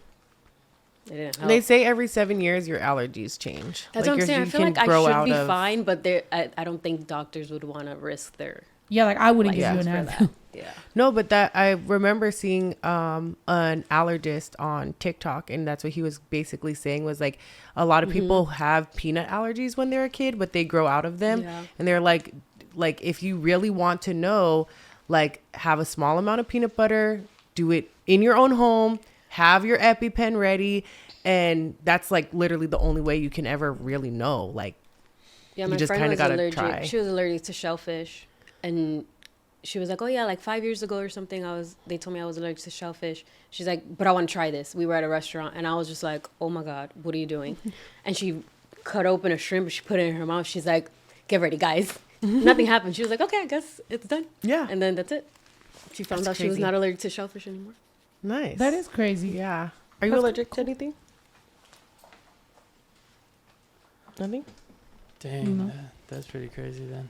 For anybody who's like suicidal and allergic to peanuts, They're like, I don't think that's the way to go though. yeah, it'll probably be more painful. But like, there's like, I'm gonna just go to the grocery store, get a jar of peanut butter. honestly, but can you imagine like not having that for your whole life, and you're like, this is the way. Like if I'm gonna go out, I'm going out happy with a Reese's cut. Oh yeah. Nah, but you can't. I don't think you could actually be like, I like the taste of that. If you're And be allergic always, to it? Well, yeah. If you I mean, Yeah. lactose intolerant people literally poison themselves. They're like, I'm lactose intolerant, but ice cream, like Yeah. or cheese, like they'll just Like when I had COVID, I still craved things that I couldn't taste. Like they tasted disgusting. You know? Mm-hmm. Like it just my brain was reading it wrong. But you Which- craved how it used to taste. Yeah. And I would still eat it, but it was just not good. But I was like sad because I was like some of those things were really good to me. Yeah. But they've been going away. So that's what made me think, because today you were telling me about how like brain fog is actually brain damage that we got from COVID. Mhm. And I'm like, you know, I mean, some of my taste has come back. There was definitely some things that like I couldn't taste at all that now I'm like, Yeah. I could taste through it. Popcorn. I remember I almost cried the day that I first tasted popcorn again. Aw. It had been like a year and a half of not being able to taste popcorn. And we went to the movies and I randomly tried it. And I was like, that tastes like popcorn. I was like, that tastes like fucking real popcorn. And I was Aw. so happy. That's crazy. Yeah, Popcorn. but damn. I can't believe, like, I don't know. I can't imagine. I feel like what could you, like, damn, you just couldn't taste. Because sometimes, you know, when you're really congested, you can't really taste things the same. And that sucks. So I can imagine just prolonged not being able to taste stuff. Is there anything that you still can't taste or doesn't taste good at the same? Damn, let me think. I feel like coffee never got 100%. I feel like it tastes a lot better now than it used to. But I don't feel like coffee got all the way there. So things only started tasting worse. Did anything taste better? Okay, do you remember that Super Bowl when I was like, we had that big Super Bowl thing and Yeah. we had every type of snack? Everything on that table tasted the same. It tasted like burnt plastic. Everything. We had pizza, we had pretzels, we had every type of thing. It was just this taste that everything kind of like tasted like. And then soda tasted like pine sol. And that's it. Like, you know what I mean? And then eventually, like, slowly things started kind of like having a regular taste. Like something didn't, whatever. Soda kind of got regular, but it had an aftertaste. Like everything had a weird like thing. But yeah, I don't know. So then nothing improved. Everything was tasted weirder. Yeah, nothing was like, ooh, this is all of a sudden Yeah. delicious. Well, I'm just saying, like if I mean, after if the COVID, I'm not wires gonna got lie, all of a crossed sudden or something. tequila tasted better than it used to. But that's just depression talking. No, but that would have been good. Like, imagine if just eggs tasted, or not eggs. No, you said that the chicken eggs, right? Isn't that why you got the chickens? Because they were like, Oh, I was trying to make sure that eggs tasted better because eggs used to be really disgusting. yeah. But I would need like broccoli to just taste like candy. Then I would be like, I don't love COVID eggs brain. now though. Like I'll eat eggs. Like eggs have to have like salsa or something. Like there has to have like the eggs can't just be by themselves. If you just offer me eggs, I'm like, You're not like a hard-boiled egg kind of girl. well, yeah, but that has like mustard and paprika and fucking mayonnaise and fucking salt and whatever the fuck else you It's put like in a that shit. half deviled egg. Basically. Yeah, deviled egg. Yeah. I'm not just gonna. I don't like eggs at all, so that's why I'm curious. Yeah. My mom is a deviled eggs. My mom is a boiled egg person. Like she could just boil an egg, crack it out of the shell, and eat it. No salt. Yeah, a little salt and pepper, a dash of hot sauce. But if she didn't have it, she would still just eat the egg. Oh. I'll choose a boiled egg with salt over like scrambled eggs. I think scrambled eggs are pretty gross unless there's something on them or they're cheese. like with they have to have like a lot, but I feel like scrambled eggs are pretty gross. And then you know how I feel about hard boiled. I mean sunny side. The runny ones. The runny ones, those are disgusting. My mom loves that too.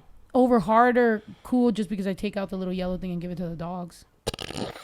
The dogs are like, yum. Over hard it is. My mom loves a runny egg. Yeah, But- I love it too. And when people dip their toast in it, That's I'll my be mom. Yeah. You are describing That's my good. mom. You do that? Yeah, that's gross. Look at her. Why has she got a big ass smile doing that? I don't like scrambled eggs, and I don't like hard boiled eggs. I like the I like deviled eggs. Remember, there's been times when I make deviled eggs in the worst way possible. It's pretty gross. Like, I wouldn't let nobody watch me, but like when I've lived alone, I will do it. It's like, I'll do the hard boiled eggs, and then I'll mix the stuff like right there, like right next to it, and I don't even make it like nice. I'm just like Oh, you don't even fuck, like put a it back beast. in the hole? Like I can, but it's just like it's all a mess You're on just my using plate. it Yeah, as you're a like, for spoon. what? I'm like, for what? Like, who am I? What is this? You want me to fucking cut it and put a little? Oh, you don't think you're on a secret cooking show? When I was little, I Salt did. Bae? I used to definitely make my little fake show. But now, like, nah. Like when she wasn't visiting and I lived on my own. Yeah, I didn't give a fuck. Like in it. Yeah, I'm just gonna eat. I feel like we've all had that feeling where you're just like, I'm not proud of this moment. Like, don't cut this out of my life documentary. Yeah, if God is watching right now, The ancestors are looking down like, like, this bitch. How do you live? it is what it is, man. How do you live?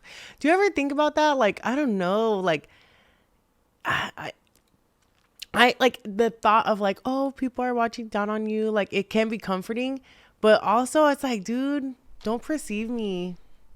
Yeah, I no. don't want to see. I want you guys to see this. They're like, this bitch is still crying over him. Girl, get it together. We were slaves. Yeah, no, I really. this is what I you're crying believe- about? I don't think my grandma would be very happy about me being a whole gay and the things I'd be doing. I don't think she'd be proud at all. And can you imagine how confused, like, She'd be like, she was a gallo kikiriki. Mira gallina kikiriki.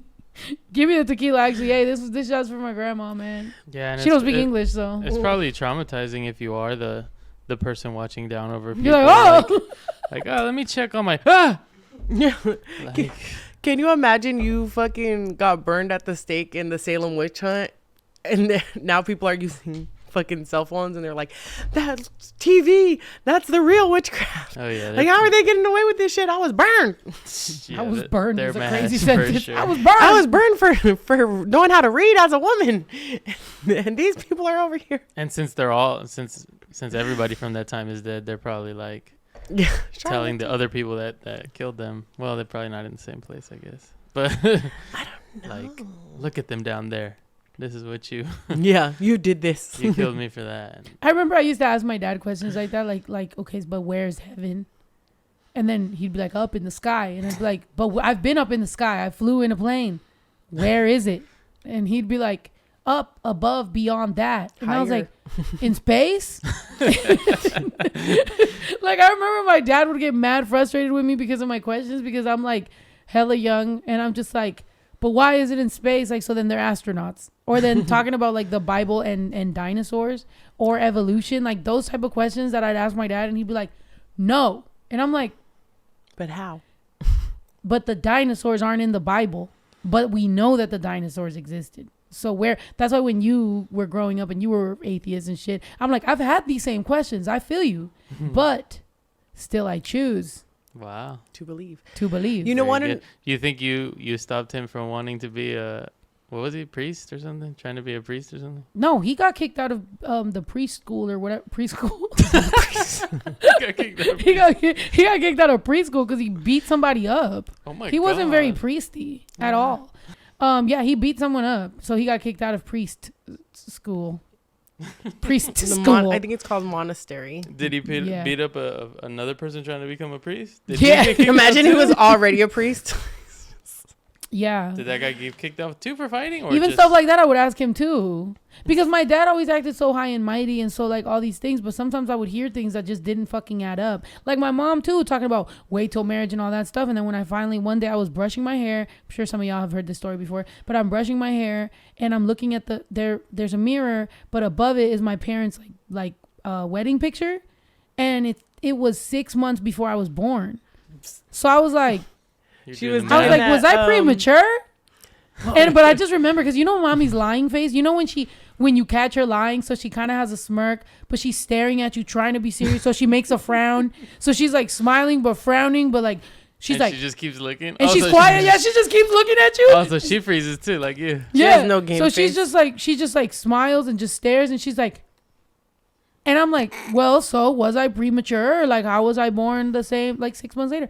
She's like, your dad and I lived together already for a while, okay? But that doesn't mean. I'm like, shut up. I'm like, oh, okay, bet. All right. That's like, damn.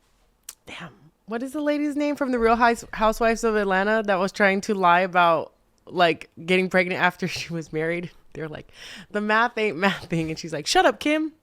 You're wearing a wig. Phaedra. I'm dead. Oh yeah, it was funny. That was a good season, dude. Real Housewives have declined. Like that used to be a really funny show. That's funny. Yeah. When you said Real Housewives, I almost said Big Ange. No, Because- that's Mob Wives. I know, but just Oh, that's the only. big hands, yo. R.I.P. Damn. R.I.P. to a real one. A motherfucking real one, dude. That one. Yeah. She was dope. Yeah. What But, what happened? How she die? Didn't she Cancer, have right? like the syndrome from her breast Oh implants? dang! Wait, what? It wasn't cancer? and you said breast. I thought it was syndrome. cancer. Yeah, I thought it was like the toxic I'm all in front of a computer. I guess I could just look it up. shock or something. I don't know why I thought it had something to do with that like sickness that you get if you keep your breast Oh implants yeah, in for too cancer. long. Complications of lung cancer and pneumonia. And then that's another thing with why I wanted to stop smoking. Like I have a long history of lung cancer in my in my family too. So Good Yeah. reason. yeah, Yeah. don't want to do that. But what were we talking about? Dad questions. Priesthood. When My dad fighting priests. when I was Yeah. in high school, Kickboxing. I wanted to be a nun, and was going to Catholic school at the time, and the nun who was my teacher for our religion class told me I didn't have what it took. Does every girl on the East Coast go to Catholic school? I was in San Diego, friend. Oh, Went because to, she went to Catholic school. Wait, Went but to you're U- from Las Vegas. I went to yeah. That was I'm before. dead. This was your other life. Yeah, that was before. But honestly, like We're at old this enough point, to have had several lives, though. Not yeah, gonna at lie. this point, I've lived in Vegas only 2 years less than I lived in San Diego. So it's like, Oh, shoot. you know, Chapters.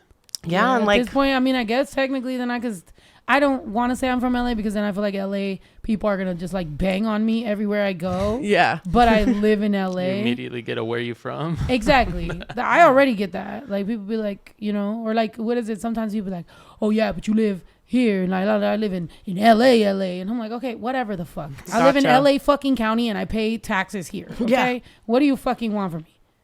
Yeah. I'm telling you, the other day when I was live and somebody told me about like what am I doing for San Jose or whatever, and I'm just like, what? Or like they said something about why ain't I repping it as hard or whatever. I'm like, you mad at me about repping San Jose? Like, be mad at Silicon Valley. Oh, bruh. did you just Yeah, unleash? no, the joke that Baby Drew. What did Baby Drew say? That shit was fucking, bro. Baby Drew is funny as fuck. Cause we were talking about that. And I was like, why don't you be mad at the people in Silicon Valley? And then what did he say? He goes, oh, is that where Nicki Minaj from? That's Gag City. I was like, Like her butt implants. Yeah.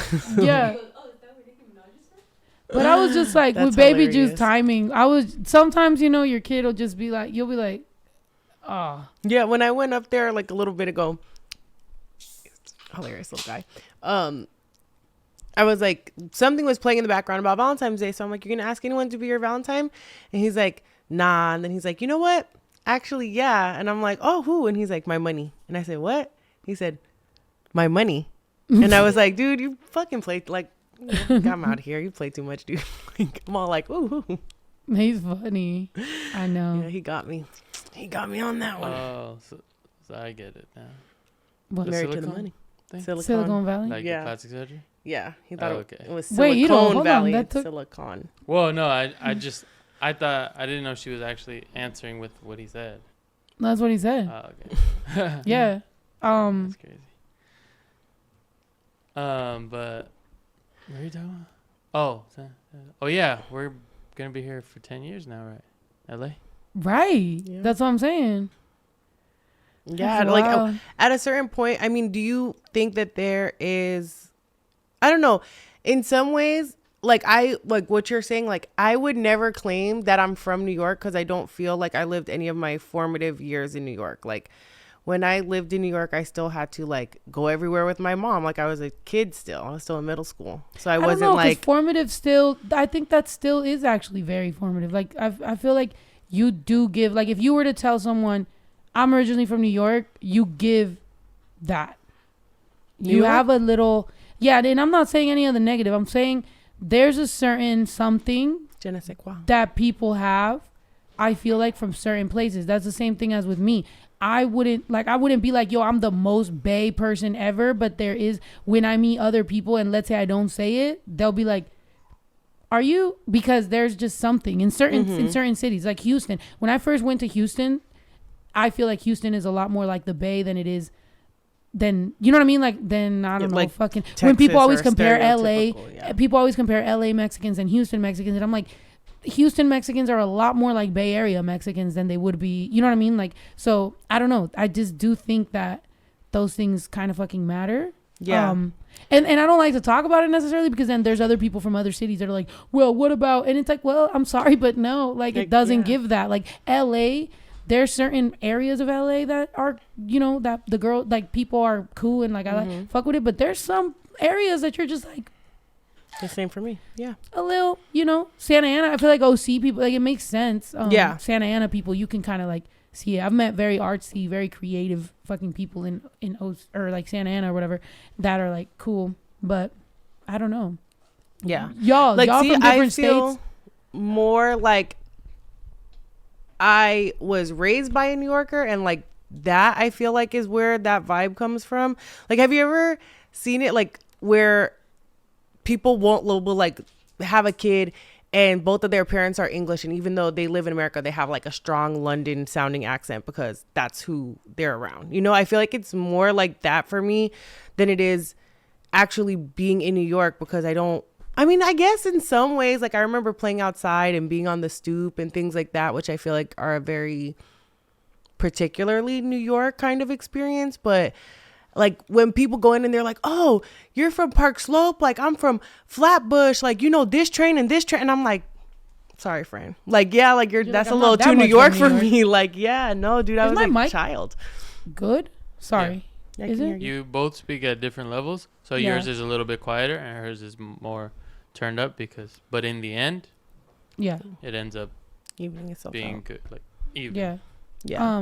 What was I gonna say? I feel you on that, but like I recently, the more I go to San Diego, the more that I appreciate being, you know what I mean? Like being from there. I feel like I always had a grudge against San Diego for kind of a lot of bad shit that happened as far as I'm concerned for me.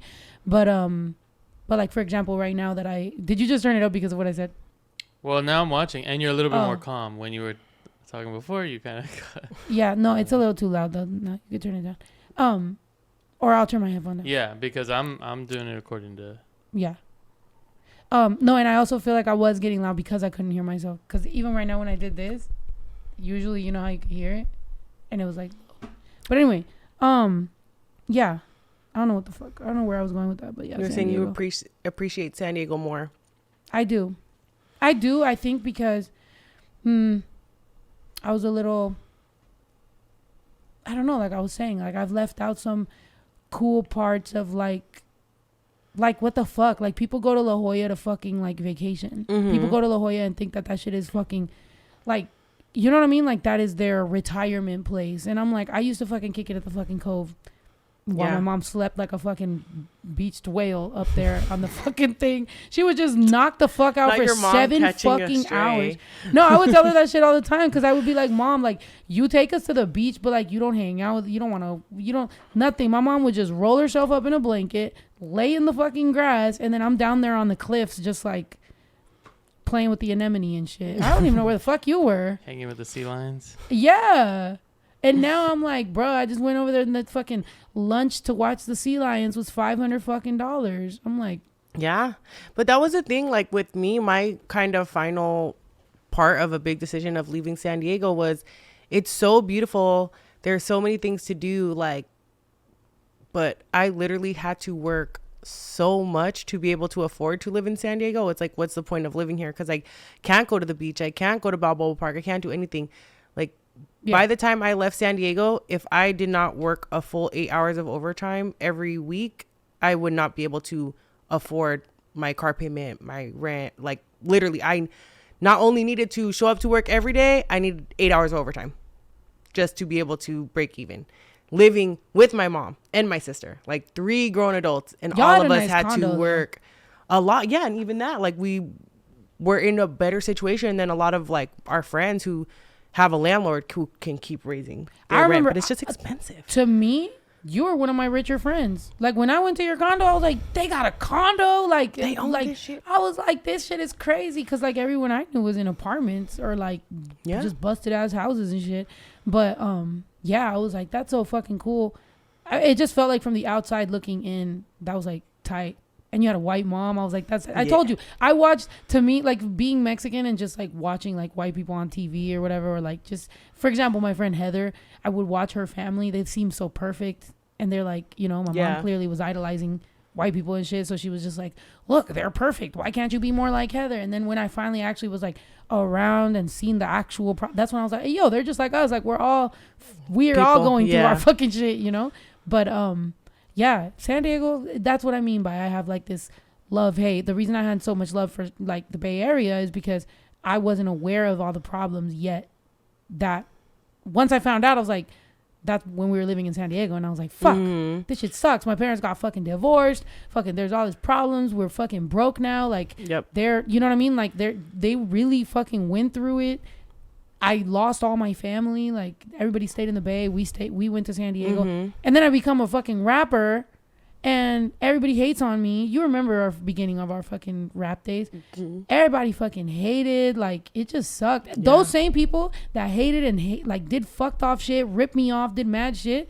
Now tell people they knew Snow before she ever was when shit. I helped her. And it's like, all y'all motherfuckers are liars. I hate y'all. Don't fucking tell your kids you know me. Don't have your kids DMing me talking about, oh, you used to know my dad. I don't know him. Fuck him. Yeah. Like, if you were not invited to Hennessy Friday, you wasn't rolling with the crew, babe. You was an outsider. Sorry, friend. I'm sure I hope you're doing well.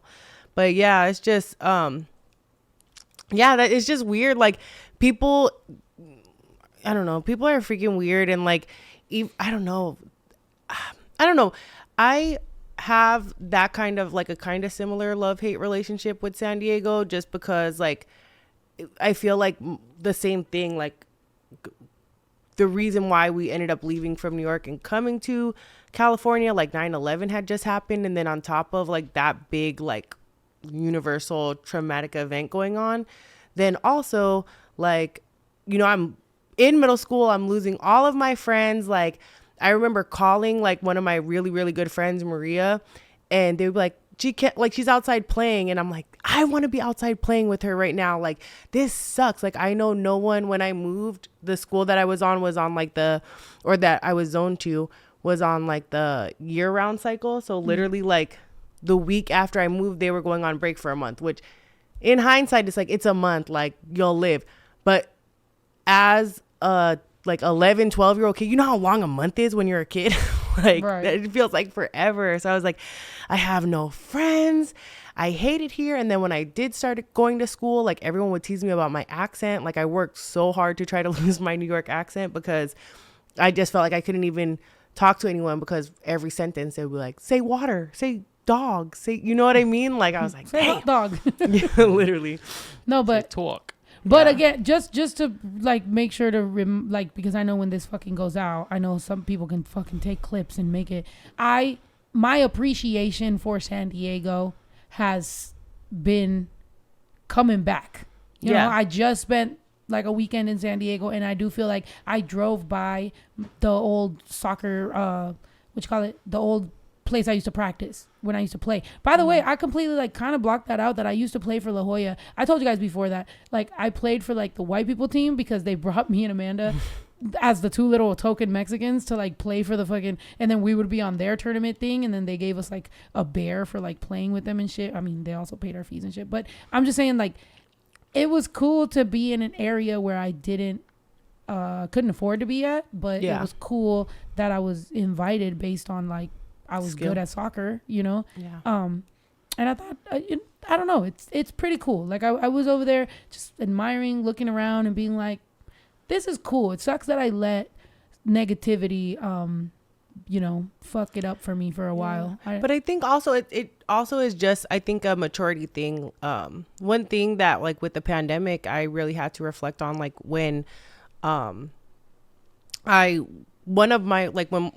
I was younger, one of my mom's boyfriends, his name is Jesse, and unfortunately during the pandemic he passed away from COVID, living in New York.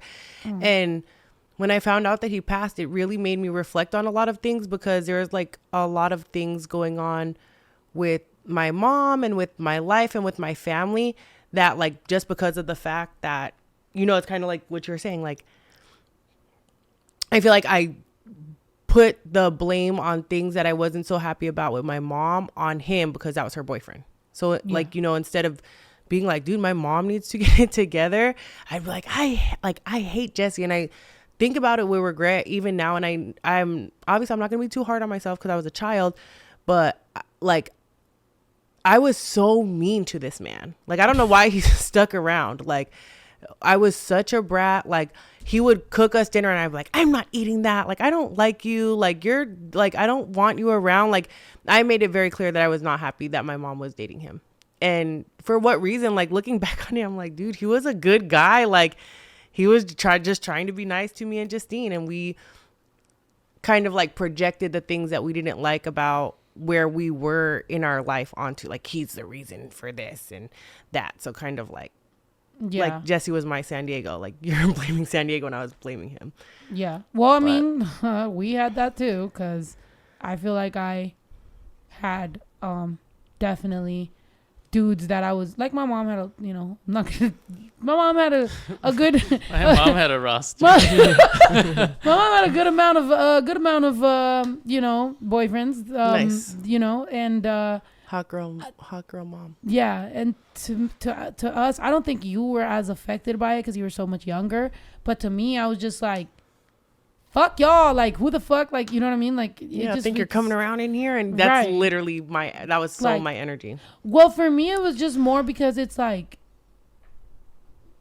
sometimes it would be like, she's gonna get rid of you in 6 months. Like, don't walk around my fucking house barefoot right now. Like, what are you fucking doing right now? Like, get out of my house. Yeah, see, my mom was in on that. Yeah.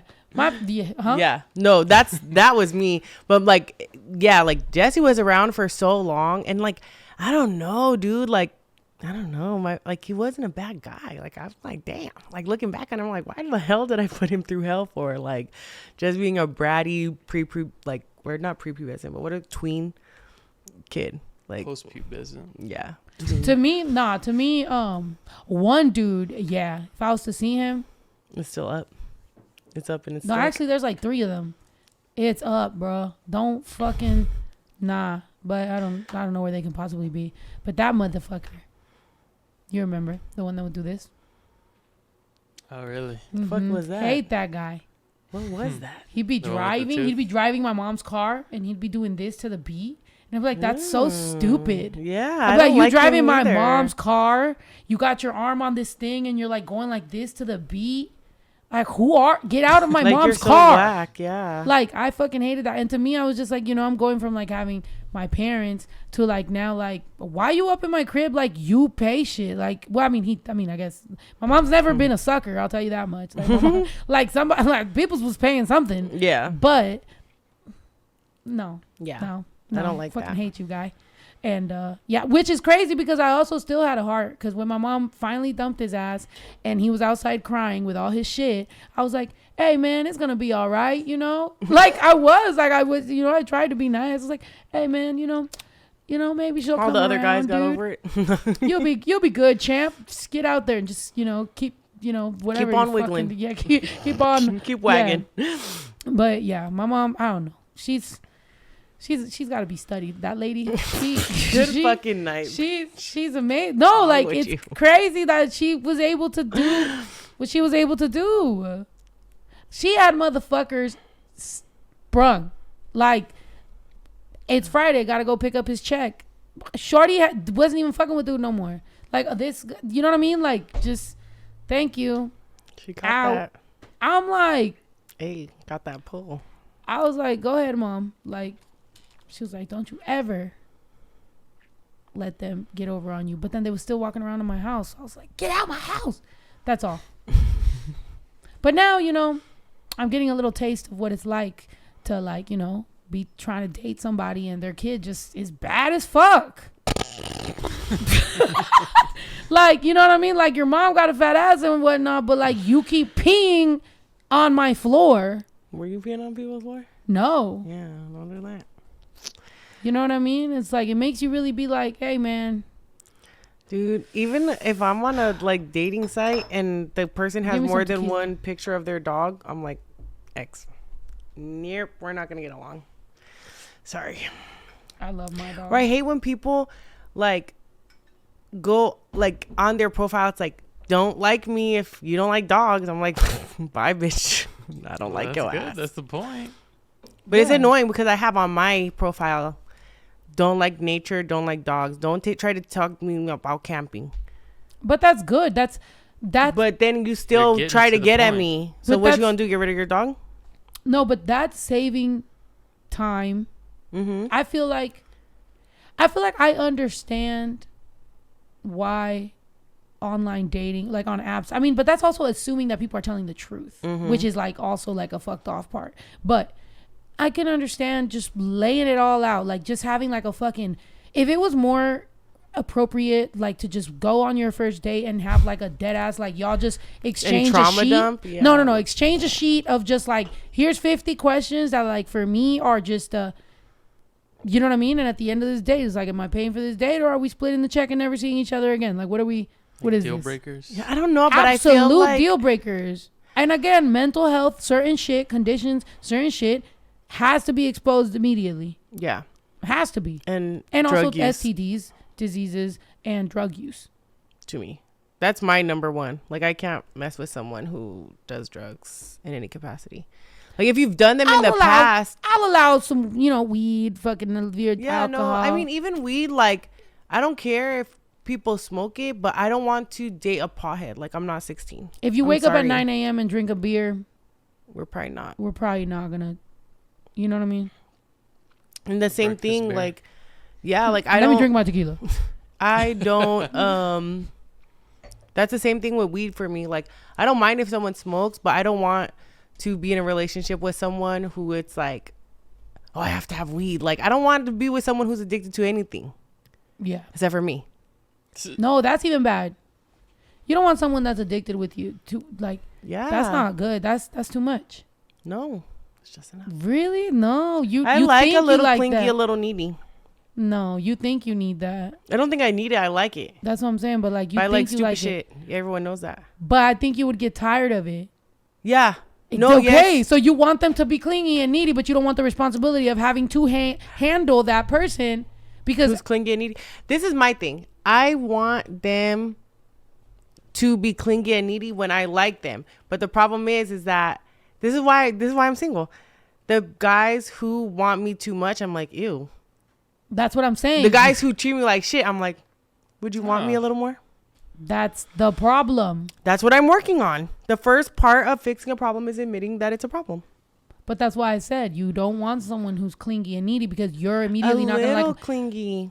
Like even the guy that you think you want to be clingy, when he would be clingy, you would look at him different. You'd be like, bitch. Yeah. True. Which with me is the opposite. Like with me, I liked to chase, but I'm also starting to be like, nah. Like, first of all, but a little bit. So I guess, but not too much. Wouldn't that be like the definition of the love bombing thing? Yeah. What you want? What, me? Yeah. I don't like to be love bombed. Suddenly they're all about you, and then suddenly they're not. No, yeah. No. I guess what depends on, maybe we're defining clingy and needy. Like, I want someone who... affectionate. Yes, that's a better word. Yeah. I want someone who yearns for me. I want someone to write me a poem. You know what I mean? I want someone who is like, yeah, no, dude. Like, you ever look back and you see, like, they'll find these letters and stuff from people who were like in wars and stuff, and they're writing to their girlfriend or their wife back home, and they're just like the touch of your skin, the smell, like everything about you, like, I crave it and I miss you so much. Like, I want someone to want me like that. So I mean, date someone in the military. No. You want William Shakespeare? Yes. I actually wanted to name baby Dave Shaky, or well, Shakespeare. Shakespeare Reptar. That was my, like, I want someone to write me a sonnet. I literally said that this afternoon. I want someone to write me a sonnet. I want to receive a letter in the mail. Is it called a sonnet? And I made a really good joke, but we're not gonna say it. Yeah. Oh, it is a sonnet. You want a haiku? I mean, I'll take a haiku, but I want a sonnet. Like, a haiku is like 4 lines. How about just a rap song? You're like, what if I just settle for a rap song? A hip, a hop. So it's like, bitch. You know Suck what I mean? my dick. Take an AI. You're like, sonnet. Oh my God, yeah. But yeah, no, I want to be courted, and I do definitely feel like there is something that is very nice about feeling desired. Like, who doesn't like a compliment? Who doesn't like someone being like, I miss you and can't wait to see you? Like, hell yeah. Yeah, need me. That's what I want. Oh yeah, that's not so bad. But that's normal, yeah. But that's okay. So when I'm saying clingy, like, that's what I mean. Like, I want someone who is like counting down the minutes so I get off so they can FaceTime me. That's all. Is that too much to ask? That person doesn't have a job. No, yeah. Like in my experience, when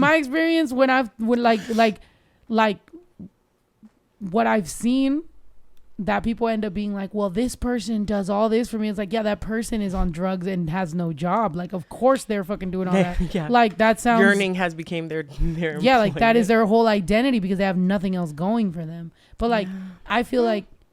And even with me, like, I wouldn't want too much. Like, I don't know. I feel like when I'm being love bombed, I feel it now. So now it's like... Yeah. Like, you're doing way too much. Like, you're lying. Like, this is weird. Right? Or is that wrong?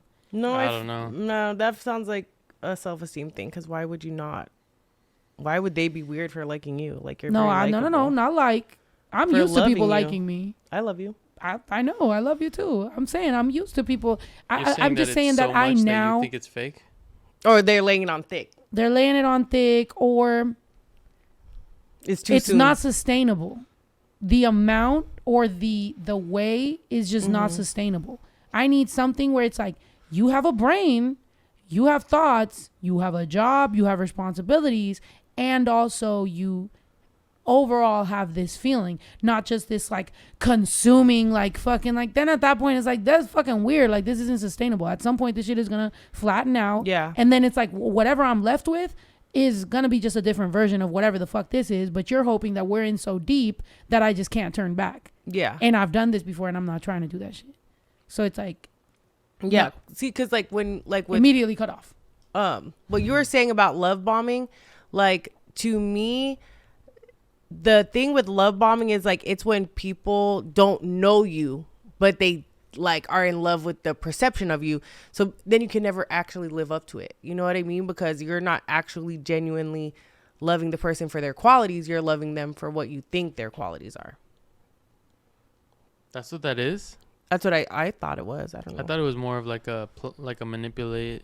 It is Like a too. It could be planned out type both of of those thing. things. I think Like it could be both. premeditated love bombing. Okay, yeah. See, I didn't think of it that way. I thought of it like I always thought that love bombing was like someone who just Like they don't even know they're doing yeah, it. exactly. Like it's like Oh. a subconscious, but I don't know. Who knows? Does anyone in the chat know the like? I mean, I guess you can What- Yeah, that accidentally make makes a sense. bomb, and then you could purposely make a bomb. True. Yeah. It's I'm kinda dead. like real bombs. Y'all making fucking. Oppenheimer? Oppenheimer, Hypothetical. Barbenheimer. No, I don't know. I'm just trying to understand because it's like a newer, type of Yeah. thing now. But I Like, mean, that's don't know. kind of like what we were talking about too. There's a person who I follow on TikTok, Shaheem. He's a therapist, and he was kind of saying like these like actual terms have been so watered down by just becoming part of like the everyday lexicon that now people are like, you're manipulating, or just saying that something is manipulative, people will automatically like jump down your throat and be like, being a people pleaser isn't manipulative. Like they're the victim because they're trying to people please, like whatever. But it's like, no, people pleasing is manipulation because you're willing to do whatever you think the person wants you to do to gain their acceptance. So even though it might not be like malicious, it's still manipulative. But because people are just throwing terms around and not actually sticking to their definition, it like has literally became harder for him to work with his actual clients because Yeah, but I also feel like the word when like if you manipulate a picture or like audio or whatever, it's like you wouldn't think of it as bad as you think of it when it comes to behavior or whatever. And it's like, of course, yeah, it's fucking bad, but it's like anything that you're trying to change, you're manipulating, right? exactly. And so sometimes you might not realize you're trying to change something. You're trying to change the outcome of something and you're so manipulating it, but it might not even be an outcome that you actually end up wanting, which is why it ends up being so bad and so toxic, because it's like you like this person, you love them, everything about them. So you're going to do anything in your fucking power to get this person.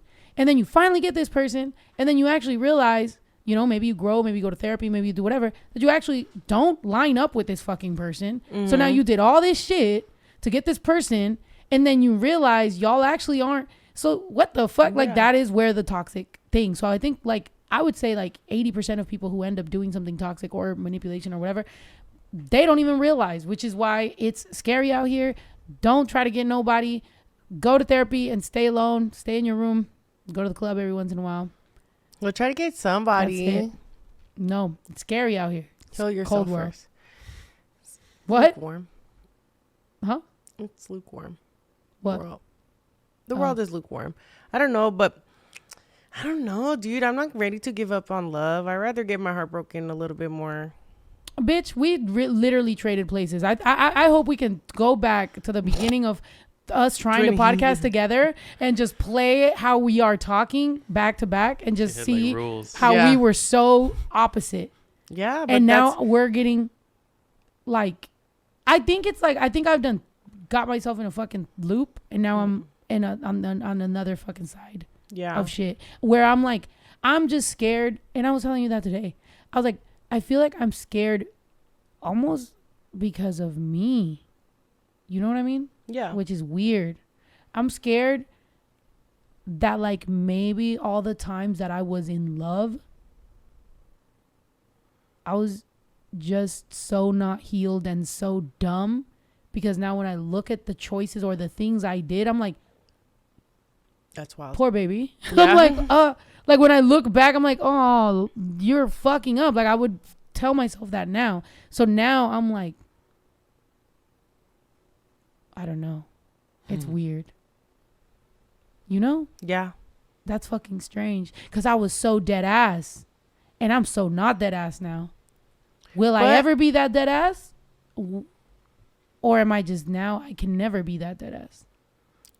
No, I think it's one of those things you just have to be ready for it. You know what I mean? It's like going through an injury, if you tear your ACL or something. You can't just go and put pressure on it the next day. You have to go through the physical therapy. You have to make sure it heals. You got to get a couple MRIs, make sure it's good before you start to put weight on it. And then you don't want to put your whole weight on it. You're going to use a crutch at first. You know what I mean? You're going to use a boot. And then eventually you'll be like, I don't need these crutches anymore. I don't need this boot. Yeah. I'm good. But it literally takes time. Like, there's no rushing healing. And that's where you hurt yourself more, right? Yeah, like, but it's literally also, just like healing. If you try to rush the process, you will literally hurt yourself more. yeah, and that's the thing. I'm not saying that I'm definitely, like, I'm broken or whatever the fuck. Like, I don't think I'm broken. I think I'm fine. I think what it is it could be that I have this emotional damage and that it is like a, you know, bum knee that I need to fix or whatever. Or it also could be that it's like being a kid and thinking Chuck E. Cheese is fucking fire and then growing up and realizing, you know, it's kind of dirty. Yeah. It's just one of those things where it's like, I think it's me just battling with two thoughts. I mean, the Gemini moon in me of just, Yeah. okay, the same way that sometimes people will be like, oh, you need to love yourself more. That's why you're not going to find your person until you love yourself more. It's like, no, I actually feel like the more that I realize how much I have to offer and how much I can love somebody and how I can make somebody feel and what I can do, I feel like I'm raising the standard for what people need to do for me. I'm raising the standard for the type of person that I need to be with. So that in turn makes it more difficult to, you feel me? So I feel like people think that I'm like becoming more hurt when I'm really just like, the standard is fucking getting higher. That's all that really happens. Today's price, baby. Like I'm still a woman. I feel like when people see me, like they think I'm a dude, so they're like, oh, like you being this or that. But it's like, no, I still can say I'm a bad bitch. I'm independent. Look at what I've been able to do for my fucking self. I know I'm good, so I'm not that sure that I need to do anything for a while. I think I'm. Yeah. Is that fair? Yeah. No, very fair. I 100% feel you in it. Like, yeah, like, I mean, and that's the thing too. Like, prove to me. How about that? Yeah. Prove to me. Exactly. But I mean, honestly, and I don't even feel like it's really even a proof thing. I feel like when it's right, it's right. Like the time will be right. All the planets will align. Yeah. And shit will just work. Like, you know what I mean? Like, that's, I don't know. Like, as you know, like, I've never really been a deep, like, relationship person. You know what I mean? Like, and I always just felt like eventually I'll find the right person and we'll just vibe out. But then now that the closer I've been getting to 35, I'm like, damn. So then that's the age a bitch gotta start looking. Then. Yeah. No, it's maybe I'm having a midlife crisis, dude. Like, I don't know. I just feel like, am I ever gonna get married? Yeah, so then that's like, just you feeling the clock ticking. Because I feel like when we first started hanging back out, you were more free spirit. You were more like, hey, you know, fuck, if I bow, you'll find the person when you find the person. I feel like I've slowly been becoming more like you were then, and then you've been becoming more like I was then. And it's like, there is no right answer. It's just, I guess, our approach or whatever. At the end of the day, we are supposed to align and attract not so much stress. And I feel like the more frustrated we become, the more we just, you know, fuck it up. Yeah, and that's really what I've been having to try to kind of remind myself of, is that you can't rush it. You know what I mean? You can't force anything. Like, things will happen as they do, because anytime you do try to force it and be like, oh, that's called manipulation. I'm gonna go out. No, not even that. But if you're just like, I'm gonna go out and I'm gonna meet someone and I'm gonna be the last time I truly felt like that, that's how I ended up with he who shall not be named. Like, yeah. So it's like, yeah, I was like, I'm going to be in a relationship this summer. And yeah, when you're picking up strays, you know what I mean? Then you end up with fleas. So, god damn. Yeah. So, yeah, I'm definitely not trying to push that hard line that much. The strays just caught a stray. Yep. But when I was talking about bombs, that reminded me of... I was gonna try to say, you got any strays? I'm just kidding. What? Oh, that you know, that Mythbusters, like, I guess they were doing some thing, and they like figured out how to make a bomb like really easily, I guess. Oh. And then is that show still on? Or is this an old? It was a while back, okay. I think. But then they destroyed all the evidence of that, and I guess told the FBI or something about the ingredients for that, in case anybody like tries to do it. Yeah, I wonder if they're all the reason why we can't bring water on airplanes anymore. yeah, I don't know. It's just kind of crazy. Yeah. Damn. Have you heard Wait, about... but did they put the episode out first, or how did they, or while producing the episode? Probably while doing it. They're like, whoa. Yeah. So then the episode was just them being like, hey, so we figured something out, but actually, never mind. We deleted it and we told the FBI. They're like, watch us next time. Yeah. Well, I mean, that's also like, I don't know how true this is or if this is just like internet folklore, but I know they were saying that there were like several episodes of To Catch a Predator where they ended up catching like high profile or whatever you want to say, like community members, whether they be like police or attorneys, like DAs, like, That's you know what fucked I up. mean? And they never aired them because they didn't like. But that's fucked up because then that means that they are aiding predators. No, literally. So that show Agreed. Hard is agree. fucked off. Hard agree. Like if you're... Yeah, no, show it. Yeah, if you're gonna catch them, show it, regardless of whatever their profession is. But yeah, like I don't, and so like I mean, I know it just reminded me with like the, I guess like hidden episodes or unaired things. You know what I mean? There was also a lady who sued. I think it was like 90 Day Fiance, because apparently the guy like was an absolute nutcase. And have you ever watched 90 Day Fiance? I love that fucking I've never show. seen I the watch actual every show. single fucking... Yeah. But I guess just watching they're the new like season. kind of like sequestered, right? Who did? In 90 Day Fiance, like they can't, they're not like in their own homes and like living their everyday lives. They're kind of like, are they in like a No. hotel or? No, I it don't know. depends. They're all they're all different. Okay, yeah. So whatever this one was. Which one was it? Explain it. I might have seen the episode. No, they literally Oh, they never never aired aired it because this guy was a freaking psycho, and he ended up like threatening to unalive himself, to unalive her, like all of this stuff. And then the crazy thing is that they actually sued her first because they said that she broke the NDA, and she was like, oh, if I broke the NDA, let's air this shit out. Like, y'all matched me with a psychopath. That's crazy. Yeah. But I mean, that makes sense. I mean, I feel like 90 Day Fiance, the thing is, I like, okay, it's one of those guilty pleasures of like, I like the show because of how unhinged and fucking ridiculous it is. But at the same time, it's very American men that feel they can go to another country and find an attractive woman that they would never be able to get in the United States and just be a fucking, passport boy and just, offer that as a fucking thing with mediocre looks, everything about them. It's like, it's very you. Like, what did you think? You know what I mean? Yeah. Like, well, did you hear about the epidemic of passport bros? I think in the Dominican Republic, or maybe it was Colombia, somewhere that they I'm like, are. no, not the R. Yeah. Let's go. Like She rolled her eyes. She's like, you are a passport, Yeah. bro. I think there's like 8 men who have gotten. You was offering somebody to marry them, so don't a girl. Yeah, that's because Which is kind of hot. I'm not gonna lie. Offering a girl to marry her. she's here on a student visa, and when it was expiring, she said, I have to go back to Nigeria, or I have to find like a work visa or something, or I have to get married. And I was like, I'll marry you. And she was like, Look at you hop into the fucking shit. I'll Almost married marry. a Nigerian princess. yeah, she was a princess. Dude, I heard them talking about that. And I was like, ain't no fucking Was it through way. email?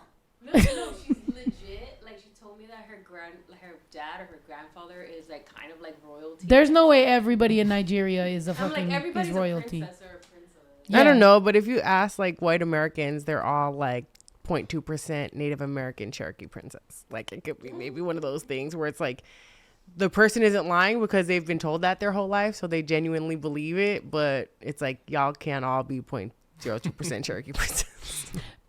And maybe it's just the lesbian in me, but had I heard a dude be like, I'll marry you, I'd be like, oh, douchebag. Yeah. But then I heard you say it, I'm like, Sicko. that's kind of hot. Like, because being married to you, I mean, I'm sure she got offers of like, I mean, the other guy that we were sitting, I mean, if you gave me both of y'all to choose, I mean, I'm not proposing right now. I'm just saying.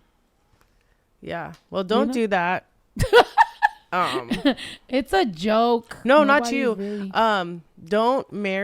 Don't sponsor anyone to come over here. Like, you are really setting yourself You're up for a financially life responsible of, for them forever. Did you know that? And if they get on welfare or Medicaid or anything, if their kids get on it, you have to pay that back. So yeah.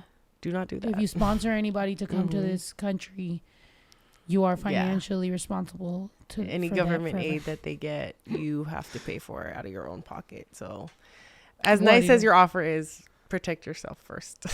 Do not marry the Nigerian princess. On Google, one of the top. Well, I looked up how many Nigerian royalty are there, and then one of the top questions is how many Nigerian royal families does Nigeria have? And it says Nigeria is a republic, therefore it does not have royal family. Wait, why is that such an overused thing, though? I don't know. Because the scammers. I'm dead. There's not even a royal family. What? That's really funny. Where is their actual... England. Ew, not them. Saying anything else? Like So just them? Oh, can we abolish that whole shit already? Fucking I hate them think there's all. a lot of monarchies that are still around, but I just don't think they have as much actual power. 3 monarchies remain in Africa, 1 in Morocco and 2 in tiny southern nations, Lesotho, Eswatini. Shout out to y'all. Shouts So out. Morocco, basically. So Yeah. French Montana. Oh, Jello said Spain. Yeah. Nice. Vibes. Yeah, but like I remember, was it last year or maybe 2 years ago now, when all the countries in the Virgin Islands started taking the queen off of their money? I was like, yeah, that's right. Yeah. Fuck all that. Those last little like remainders of that colonization, they're like, we're good. Thanks, friend. We're just gonna do our own stuff now. Yeah. Who knows, man? All this fucking world. Look, it's very much like emotional damage from relationships. People are fucking waking up everywhere. In the United States, everywhere. Fucking TikTok is waking us all up. We're knowing too much. There's too much knowledge in our brain now. Now we're like confused. There is such thing as just knowing too much, and now it's depressing. So now you feel like your brain needs a little vacation, which is why you drink or whatever you choose to do for your vacation of your brain. Except for us, who just gets drunk and argues with each other About the how fucking are we gonna issues. solve the crisis of America? But Like either of us actually could. yeah, like that. Yeah, that's the thing, and that's sometimes when I'm arguing on fucking TikTok with some people, I'm just like, what are either of us fucking doing right now, idiot? But I've had to stop arguing with people on TikTok because my page really, like, TikTok was like, you're gonna get banned. I'm like, Like enough's enough. yeah. One time I told somebody SMD, but I immediately deleted it, and then like a month later, TikTok was like, We saw that. we saw that and like gave me a fucking strike. I was like, fuck you. You're like, damn, y'all just looking for shit now. Bro, I immediately deleted it. Like, there's no fucking way. Nobody saw it. And yeah. Yeah. I was I've like, never gotten in trouble on social media. Like, I've never, like, any of, my social media ever until your live was blocked. So I gave you my account to go live on TikTok and they blocked me. That was the only time I've ever been in trouble by any social media company. I'm dead. Well, I have a lot of haters. What can I say? The other day when they blocked me for drinking, but I go on my other page and we're drinking even more, and that one doesn't. And I was like, yeah. There's a lot of, whatever. It is what it is. Take a rest, haters. So I go on a mini vacation. Yeah, no, real shit though. Like, think about how much information is being like pumped out every day. Like, our ancestors, like back in the day, they did not have that much information every fucking day. Oh no. Every fucking day, bro. Not even our ancestors. Like my mom, like was telling me often, like she'll talk to me and she's like, yeah, no, you got your news from 5 o'clock. one of 3 channels, and that was it. Like you had a morning edition of the newspaper and an evening edition of the newspaper, and that's literally how you got information. And if something happened in between that morning print run and that evening print run, or like after the evening print run and before the, like, you just didn't know about it. It wasn't like breaking news, interrupting, whatever. Like, Yeah. you just had to wait. Like, in you know, look at Paul Revere. People literally had to go across the country to let them know the British were coming. Like, there was no bitch, the British is coming. Like, and nowadays we just have so fucking much. And then we wonder, like, you know what I mean? Like, I don't know. I feel like it's older generations will be like, oh, this new generation's soft or whatever. And it's like, bro, also, like, there's a lot going on with everything. Like, I feel like we're in the middle of, everybody always thinks like, oh, evolution happened between this and this.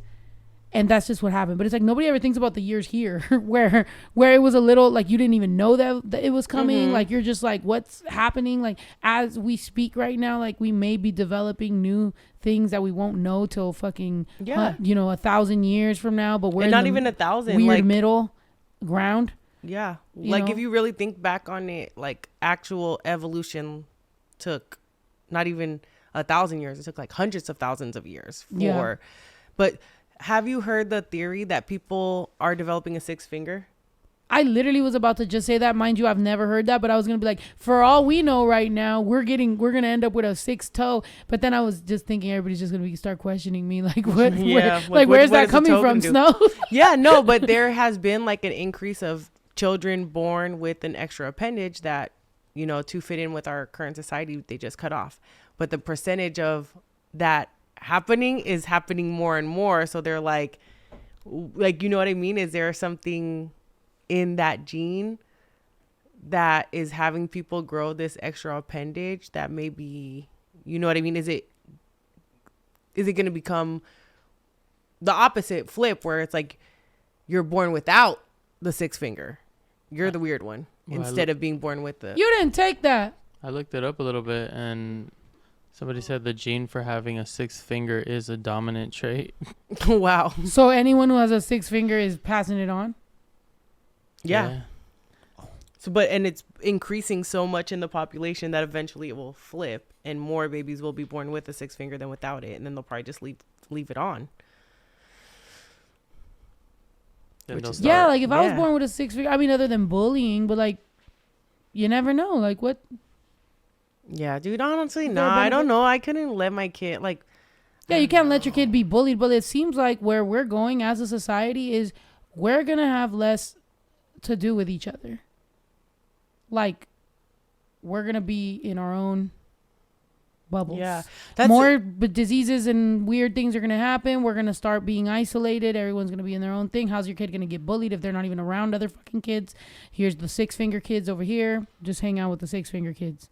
But also, you know, it's like one of those things too. It's a very weird dichotomy that we're in right now because people are becoming more physically isolated, but we're also more interconnected than ever in the past. Like in an instant, you can talk to someone across the world. Yeah, but through the internet, like that's a different level. Yeah, like as I'm saying, it's like literally the two sides of the same coin. Like you can talk to someone across the world through a computer or, you know, your phone or whatever, but then you'll be scared to like order from McDonald's. Yeah, we're the most separated. Because it's like a performance enhancing drug. It's like we can be so connected. So it's like, I rather you know, text or call or whatever the fuck. I'd rather not have a face to face. But also as humans, we need that. So I think that's why shit is getting so fucked off. And I don't know. I'm like, I don't want to say some of the shit that I'm thinking, but I'm like, you know, like with shooters or like weird shit that happens. Like, I think that's why it happens. I think a lot of people are gonna go nuts. Yeah, a lot of people are gonna go nuts because we're not meant to be like this, but we are. And now we're fighting like AI and fucking. They're trying to make robots, and there is no laws about it. There's no rules about it. So we're just gonna keep on fucking with it. Like I said, that brain. That first they were just like, all right, there's a brain, or like there's a whatever, there's a, you know, brain thing and it has eyes, but then they connected it to a computer and it's got this AI thing. So now it's like growing, and then they're like, well, now it kind of has the consciousness of a fucking newborn or of an unborn child, of a baby. So all the people that like would want to, you know, either abortion or not abortion or whatever, like now you're creating these little beings that are like an unborn child, and it's like, for what? They have consciousness and they're like, they have a brain. Why are you doing that to them? How do you know they don't have a soul? At what point do you get the soul? Like, what is it? Yeah. Now it's like you have a cotton ball with eyes and consciousness. That sounds like hell. I would hate to wake up as a cotton ball. Well, I don't know. And then I think also it kind of, that too is Stressed like, out. who do we get to define those things? Like, how can you say like they have things of plants where the plant is like reacting, where they've said that like plants can feel pain, plants can hear us, like they can react to noises and things around them. So are they conscious? Like, who gets to pick? But that's like, where do we draw the line? But that's also the thing, though, because I saw something like that, and then they said that they had debunked some of that shit. But it's like, if you think about it, what about how many things in our life we believe, and then they debunk, and then they're like, actually, no, it is true. And then just like, there's so many scientists and doctors and so many different people who have difference of opinion, who will both tell each other they're wrong because of, whatever, they want a grant or they want to discover something, so they get the grant, and then turns out actually that wasn't even fucking true, and all these fucking things. Who do we believe? There's so much information. There's robots. We're gonna die. And it also very much there's kids with 6 fingers. Yeah, and it has to do also very much with the person's own personal philosophy. Like, can the cotton ball have a soul? A person like me would say it's a cotton ball. Imagine you fucking you die, and at that same moment the cotton ball's being made. No, and then you fucking resurrect as that, and you're like, bro, I thought I was gonna come back as something cool. I came back as this shit. I'd be upset. Yeah. And it's not a cotton ball, by the way. It's called a sediment something. It's a boring. It's a acetaminophen, the thing that Steph is allergic to. Came back as an ibuprofen. Yeah. Look at this. Oh my God. Like, but back to the real important shit. Yeah. I mean, that looks normal. efficient. It does, yeah. It looks like you would be able to hold all the groceries. You'd be mad good at bowling. I know. Lesbians have entered the chat. Yeah. But it says it's rare that fingers are so normally formed as these. Oh, they're usually just like that's what that's the thing is like normally it's like yeah this, where it's like but it's getting there, finger. dude. Having an extra, but at least it's thumb. another hook. Yeah. That's kind of tight though. I feel like having the thumb with an extra thumb, dude. Because if one thumb, yeah, that's what makes us human. Having an extra thumb. I'll do some things with that little nublet. You're double human. Imagine the gang signs though. I'm dead. Yeah. No, but yeah. The crippin' gonna be crippin', baby. What you mean? You're banging. Yeah. But honestly, that's so funny because like that makes what oh sorry, go ahead. What Veda just said, she's like, my ex will come back as a roach if the universe loves me. Like whenever I have to kill a bug, I'd be kind of low-key thinking like I'm helping someone, like I'm passing their soul on to the next plane. Like you don't have to be a bug no more. Go be a human. I'm ending their little bit of purgatory. What is true? Yeah. But sometimes I think about bugs like, dang, the bug had friends and now that bug's never gonna go back to its friends, The bug's wife is just like, damn, my husband went out for milk and never came home. Right. He's probably with that bitch. Meanwhile, he's all stuck under my shoe. Right. Ew. Yeah. They just get no closure. Bugs. Right. That's fucking I mean, maybe sad. if you're like a gross person and you leave the body around. They discover him and go back and tell all the other bugs, we found him. Like, dude, you'll never guess what happened. A big ass shoe just came down and then his wife is like, yeah, right. They don't he's have drunk that at the much bar brain. again. Huh? Right? But They that's don't what. have But that what much are we? brain. Who's to say? They don't have a brain? They don't have that much brainage. Come Who's on, to you're say? talking about a cotton ball. You're feeling bad for a cotton ball, but you're not going to feel bad for a bug? Because the cotton ball has consciousness. And so does a bug. What does a bug? A bug does too. You never seen a Okay, bug's but life? animals don't know they're gonna die. Do you? think Do a cotton they? ball does? Dogs don't know they're gonna die How do you determine that? because they said science. Do you trust them? Do you trust them? No. That's like, see, that I feel like that is where the crux of every single argument that we ever have comes in. Is I'm like, who gets to determine this? Who draws the line? Like, I do not trust anyone to tell me who has conscious life and who doesn't. I don't agree with making the fucking cotton balls. I feel like what we need to do is hurry up with the fucking laws and stop worrying about, you know, abortion laws and can you this, can you that.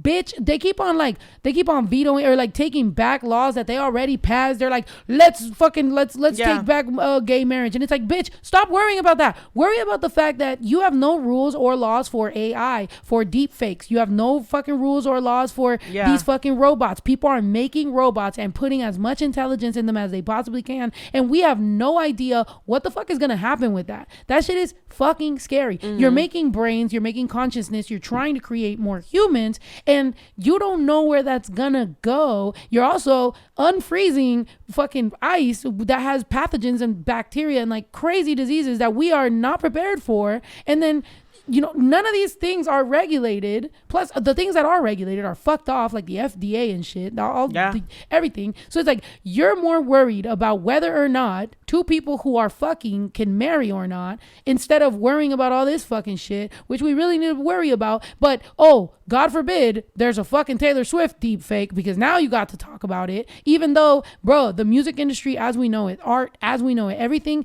that kind of makes us human as we know it is about to get fucked off, and we're gonna have nothing left. Yeah, I mean, look at the whole, it's crazy too, because even look at like one of the big reasons why that SAG-AFTRA strike lasted so long was because they could not agree on AI. Like the streaming companies and production companies wanted it to be mandatory that they would AI scan all of these extra faces, and then when they needed extras and they wanted a crowd, they could just pull a conglomeration of all of these actors' faces and AI like fake them in there. And they're like, no, why would we do that? Like, that's literally like, number one, how do I know that I want my face? Like, would you want your AI face to be like in that Kylie Jenner commercial or in something that you just wouldn't morally agree to actually do? Right.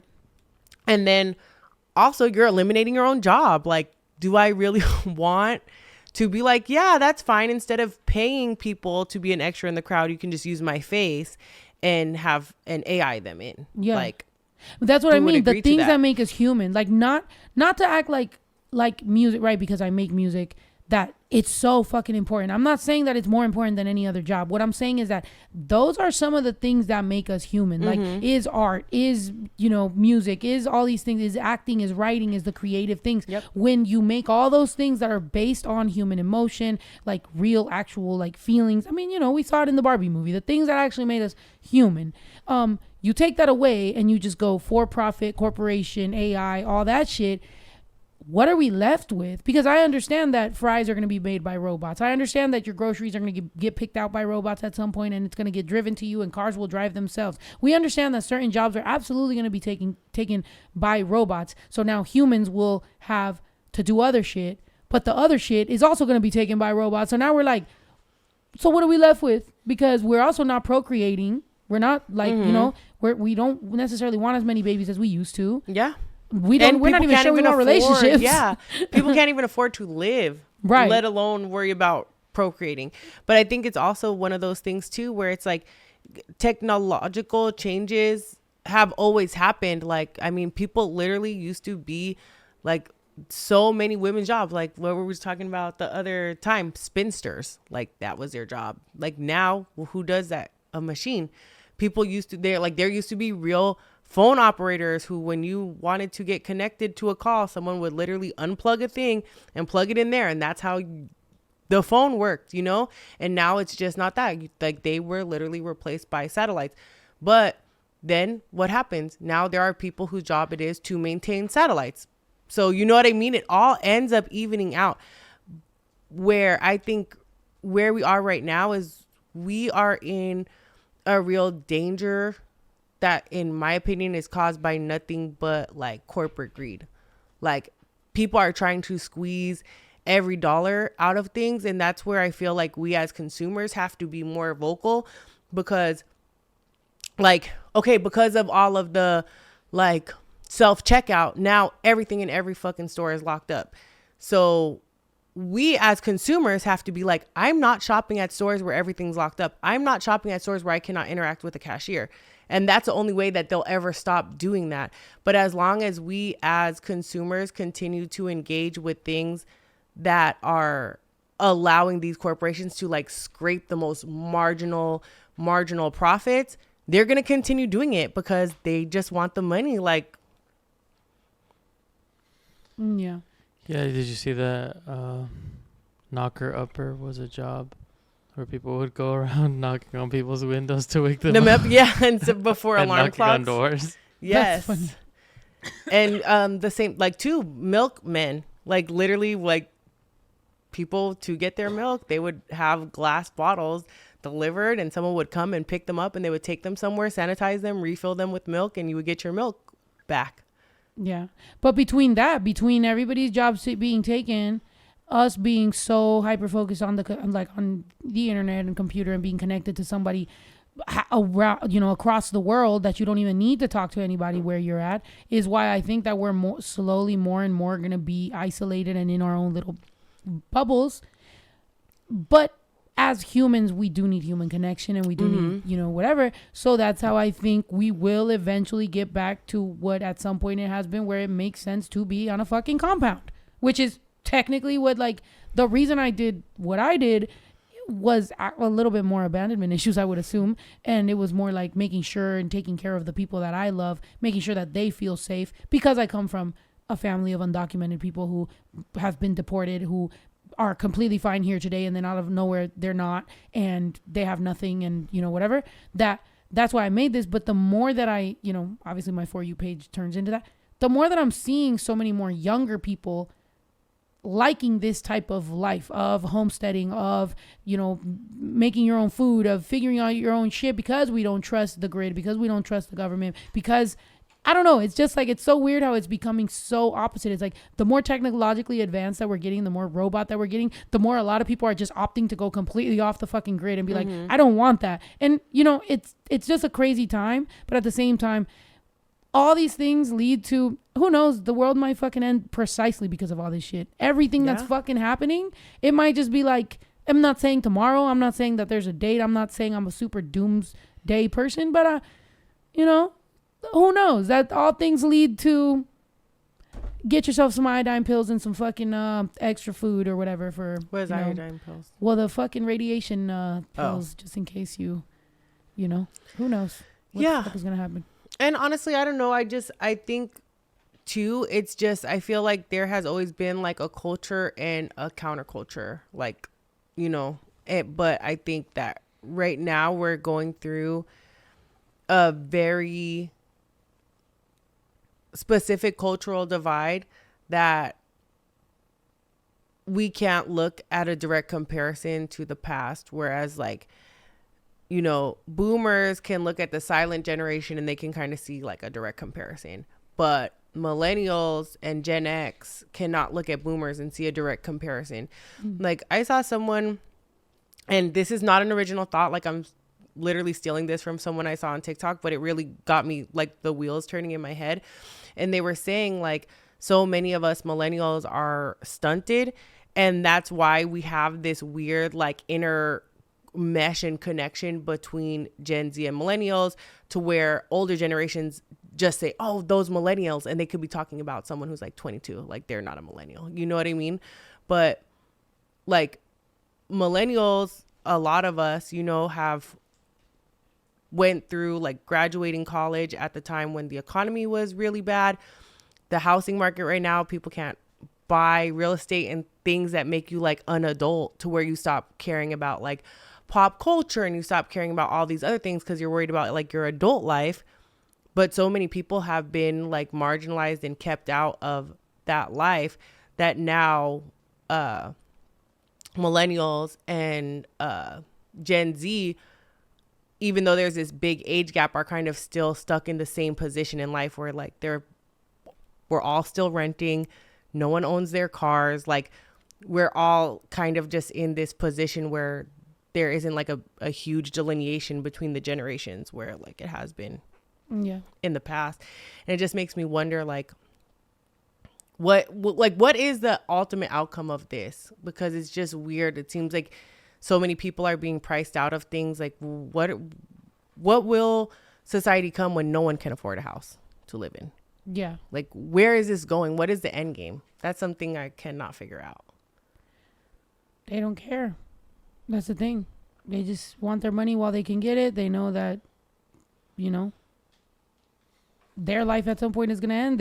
They want it. It's greed, and that's it. Like, I feel like if people gave a fuck more about community and, like, the world, like, people, like, and that's the thing. It's like, it to them, when you say that, it sounds so hippie. It sounds so like, oh, yeah, you know, whatever, like caring about the world. Like, I want to change the world. It sounds so dumb, but it's like, bro, that's the only way. And as a matter of fact, we would probably have longer lasting, like we would be happier. Like people would overall be happier. You can't just make what you have billions of dollars. You're going to get more billions of dollars and it's going to make you more happy. Like it's not, bro. Like what's, you know, like happiness after a certain amount of money, it just maxes out. Eventually, you max out. Like, you know what I mean? What did they say? That there's like between a certain amount of money, I think it was like 75,000 or something and more, like it kind of like equal, like it's just your not happiness. Like I think if we're referencing the same thing where they were saying like people are exponentially happier the more money that they make, but there is a ceiling there. And once I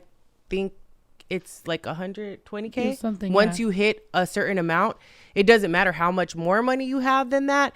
It because it doesn't change your day-to-day life. Like you're not stressed out about bills. You're not stressed out about putting food on the table, keeping the lights on. It doesn't make you any happier. Like just having, because you just have it. It's just sitting like in a CD or an investment account somewhere. So it doesn't actually make you happier. Whereas if you're under that level, getting a raise and having or getting a bonus or something actually does change your quality of life. Yeah. But with some of these fucking super greedy fucks, it's just kind of like, other than taking care of the bottom line, like let's say you're somebody, like for example with me, like I have to keep working because I have a certain amount of employees, a certain amount of business that has to just things have to keep on fucking running. So I'm technically basically paycheck to paycheck. Like I'm not, but I'm just like you know what I mean? Like I'm keeping the shit going. Whereas some of these fucking billionaires, like unless your bottom line was so huge, I don't really know what the fuck you are so worried about, just accumulating and accumulating and accumulating. Yeah. And yeah, because there's going to be no world for you to spend it in. Like, and they don't even care because literally they already have enough money that their family could live several generations over without ever having to make another dollar. But that's the thing. So it's what if there's no generations left because the world just ends? Yeah, like, no, it's literally just greed. It's literally just greed because there is no actual reason. And it's crazy because a lot of these rich people will say publicly, like, I'm not leaving any money to my kids. So it's like, if you're not leaving money to your kids because you want them to make their own money, why are you hurting your employees by not distributing your profits fairly? And I'm not saying like every dollar that a business owner makes should be distributed amongst their employees. I know there are people who feel that way. I personally don't. I definitely understand that like owning the capital to be able to run a business, you cannot have a $0 balance sheet at the end of every month. You have to have money there to be able to keep your business running. You can't just every dollar you get in distribute it amongst your employees. Like that's like a pipe dream. That's like similar to being like, oh, if there were no guns, like, yeah, of course it'd be great if there were no guns, but that's also not the world we live in. I understand that it's not sustainable, but there's also like I feel like it just as much as people should be responsible and answering to their shareholders and wanting to make a profit if it's like a publicly traded corporation, they should also as much want their employees to be able to maintain life and living and being able to support themselves. And like Genevieve said in the chat, she's like, the housing market, it'll drop again. But when? How many people will have to be homeless? How many people will have to be living in their cars before it drops? Because currently right now where we are, there is not one state in America where you can afford a 2-bedroom apartment on minimum wage. So where are we really heading with this? If, you know, because like people who live in California or live in big cities, they'll always tell you like, well, if you don't like it, move somewhere cheaper. we're at the point there is nowhere cheaper. So what, like, you know, we really do have to start being realistic and wondering at what point is the dam going to break on this, and what are we going to do when it happens? Yeah, I mean, there is some cheaper places. I'm not gonna lie. I've traveled the country. I mean, I'm saying it's cheaper than here. There's some places that I would dip to, like if I wanted to just disappear. But that's what I mean. There's also the difference of, I think because I was raised so much in Mexico, like, and I was raised a lot more in Mexico than you were, but like, I feel like, you know, and that's why I think we have such different opinions of like how to live. But I've always just wanted that life again, because I know that, like, I've seen people very happy in small towns with their own little shit, and just, they're so happy. And then I would come back to my apartment and my mom's at work all fucking day. You know, my family, like, nobody's home. I'm alone, you know, as a kid.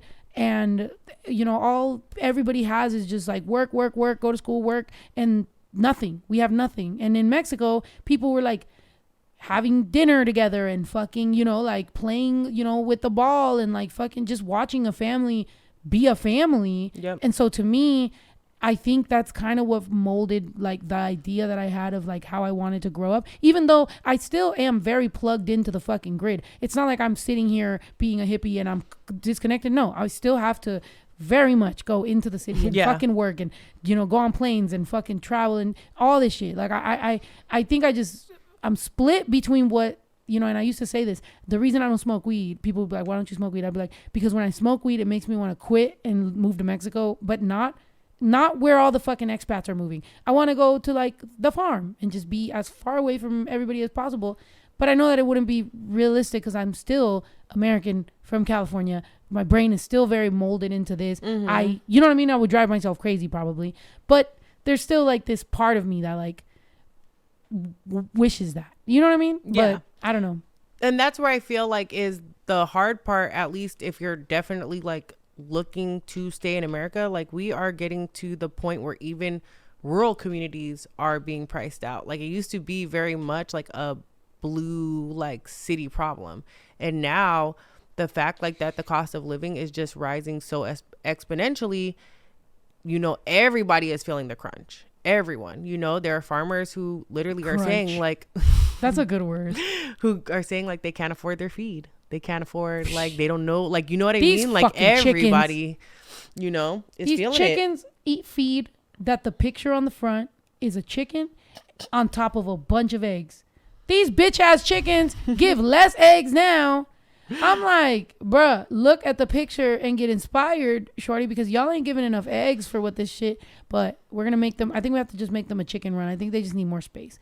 But they need to get it together. I wonder if they're like fish, where it's like, you know how they say like a fish will only grow to as big as the tank will hold it? Like, will they only lay enough chickens to where they feel like this, or enough eggs to where they feel like this many chickens could fit? Well, you know what I mean? They Like, are is that little their like pigs. population I think they're just control? spoiled, because look at the fucking chickens that live in these fucking shitty places. They're constantly giving eggs. Our chickens, they got the little apartments. They got the triplex, two triplexes. Yeah. You know, they got the little heaters on there. They got the fucking water and the thing. I let them out. The other day I let them out. I did see some hawks out here. They're like, got new chickens, do you? But, you know, I think we just... fresh meat. Yeah. I don't think me going out there in the morning and yelling at them is going to help, but... Make an egg. Like, you fucking lazy bitch. No, they're funny though. If you've seen me on TikTok with them, we have beef, actually. I'm not at all beef with I'm not at all acting like I'm like the best chicken owner. I'm like, bitch. And then one of them, I got to see my first, you'll be able to explain this because you know about political words. Okay, I was guiding them all to go back into their home, and they were all going, and they all listened except for one. One bitch stood up to me, and I couldn't get her under control, and then they all fucking went. So now I know why they your first political uprising. Yes, Hello. I'm like, now I know. That's the one I would have offed. I would have been like, you're the fucking example, not letting these bitches do what they were doing. It's the yellow one? That's one of the new ones. Oh. Yeah. Is she more yellow? No, she was reddish. Or maybe, I don't know. I wasn't paying attention. I just was angry because I was like, bitch, you That's just did this. But yeah, there's one that that will stand up to me too when I'm like scaring them, Mm-hmm. trying to grab them, and then it's easy to tell. Like I need to put one of those little marker things that you got for their legs. We need to name because them. That one is easy to tell because that's how you figure out where she is. Because she'll stand up to your hand or you. She's like not scared. Like she stares at you. Damn. It's funny because I'll be live on. But I think it's a rooster probably. It might be. Oh. I'll be live on TikTok, and then all of a sudden you see her from all the way over there, like just run over here and it wobbles and shit. It's so funny, dude. Like just run super fast up to the camera, like this bitch. She's like, I need to get my 15 minutes. Right. So what the fuck is going on over here? I'm like, if you don't lay a goddamn egg. She's like, I'm a dude. She's like, first of all, I'm a fucking dude. She's like, bro. I'm over here fucking. Just you wait until I start freaking annoying y'all at 5 a.m. I've been waiting. Yeah. Dude, yeah, when we were coming home yesterday, the rooster was obviously some rooster over here. I was like, dude, we are out extremely late. Oh yeah, when we were showing up and you were hearing the roosters from the neighbors, we're like, wow, we were literally out all night. Well, thanks for that. Right. Just fall asleep to the rooster sound today. I'm dead. Speaking of too late, I think we've been podcasting for a long ass fucking time, bitch. 2.5 hours. Damn. God damn. Talking to you is so enjoyable. I know. We didn't even get to any of our fucking thing. We just talked, which is good. I love that for us. That was good. We got it. Let's just get into the ending it. We're being played off the air. Like the Grammys. You don't played us the fucking music, dude. You don't started the fucking music. He's like, wrap it up. That fucking Dave Chappelle skit. Anyway, we love you guys. Sorry for the mess. We are lit. Next time, if you want to be a member and watch us do this live and be dumb, become a member. If you don't, all right, I love y'all. See you guys next time. Thank you so much for watching. I love y'all. Bye. Esa niña no se aguanta. Quiere todo porque el pussy sabe a Fanta. Si la dejas por pendejo se te casa. Dale todo, dos de lengua y una horchata. Si te alcanza, I'm the shit, huh? Are you catching what I'm throwing for a picker? Same bitch I always was, now I'm just richer. I'm about to shake it up and check the Richter. This a sticker. You say some things your numbers don't say. I got some kids with toys that don't play. Kilo de azúcar pa' mi cornflakes. I don't need roses, pour me rosé. No soy santa, baby, yo soy vale madre, faca chancla. Lo que yo sí tengo mucho a ti te falta. Y si quieres yo te enseño con el ram pa pa pam, ram pa pa pam pam. No soy santa, baby, yo soy vale madre, faca chancla. Lo que yo sí tengo mucho a ti te falta.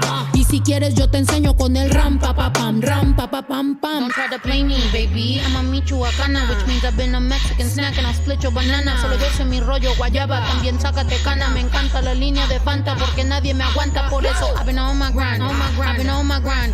They've been cold and I've been on, but my name's Snow. I got it and it's ice on my chest. You can suck up.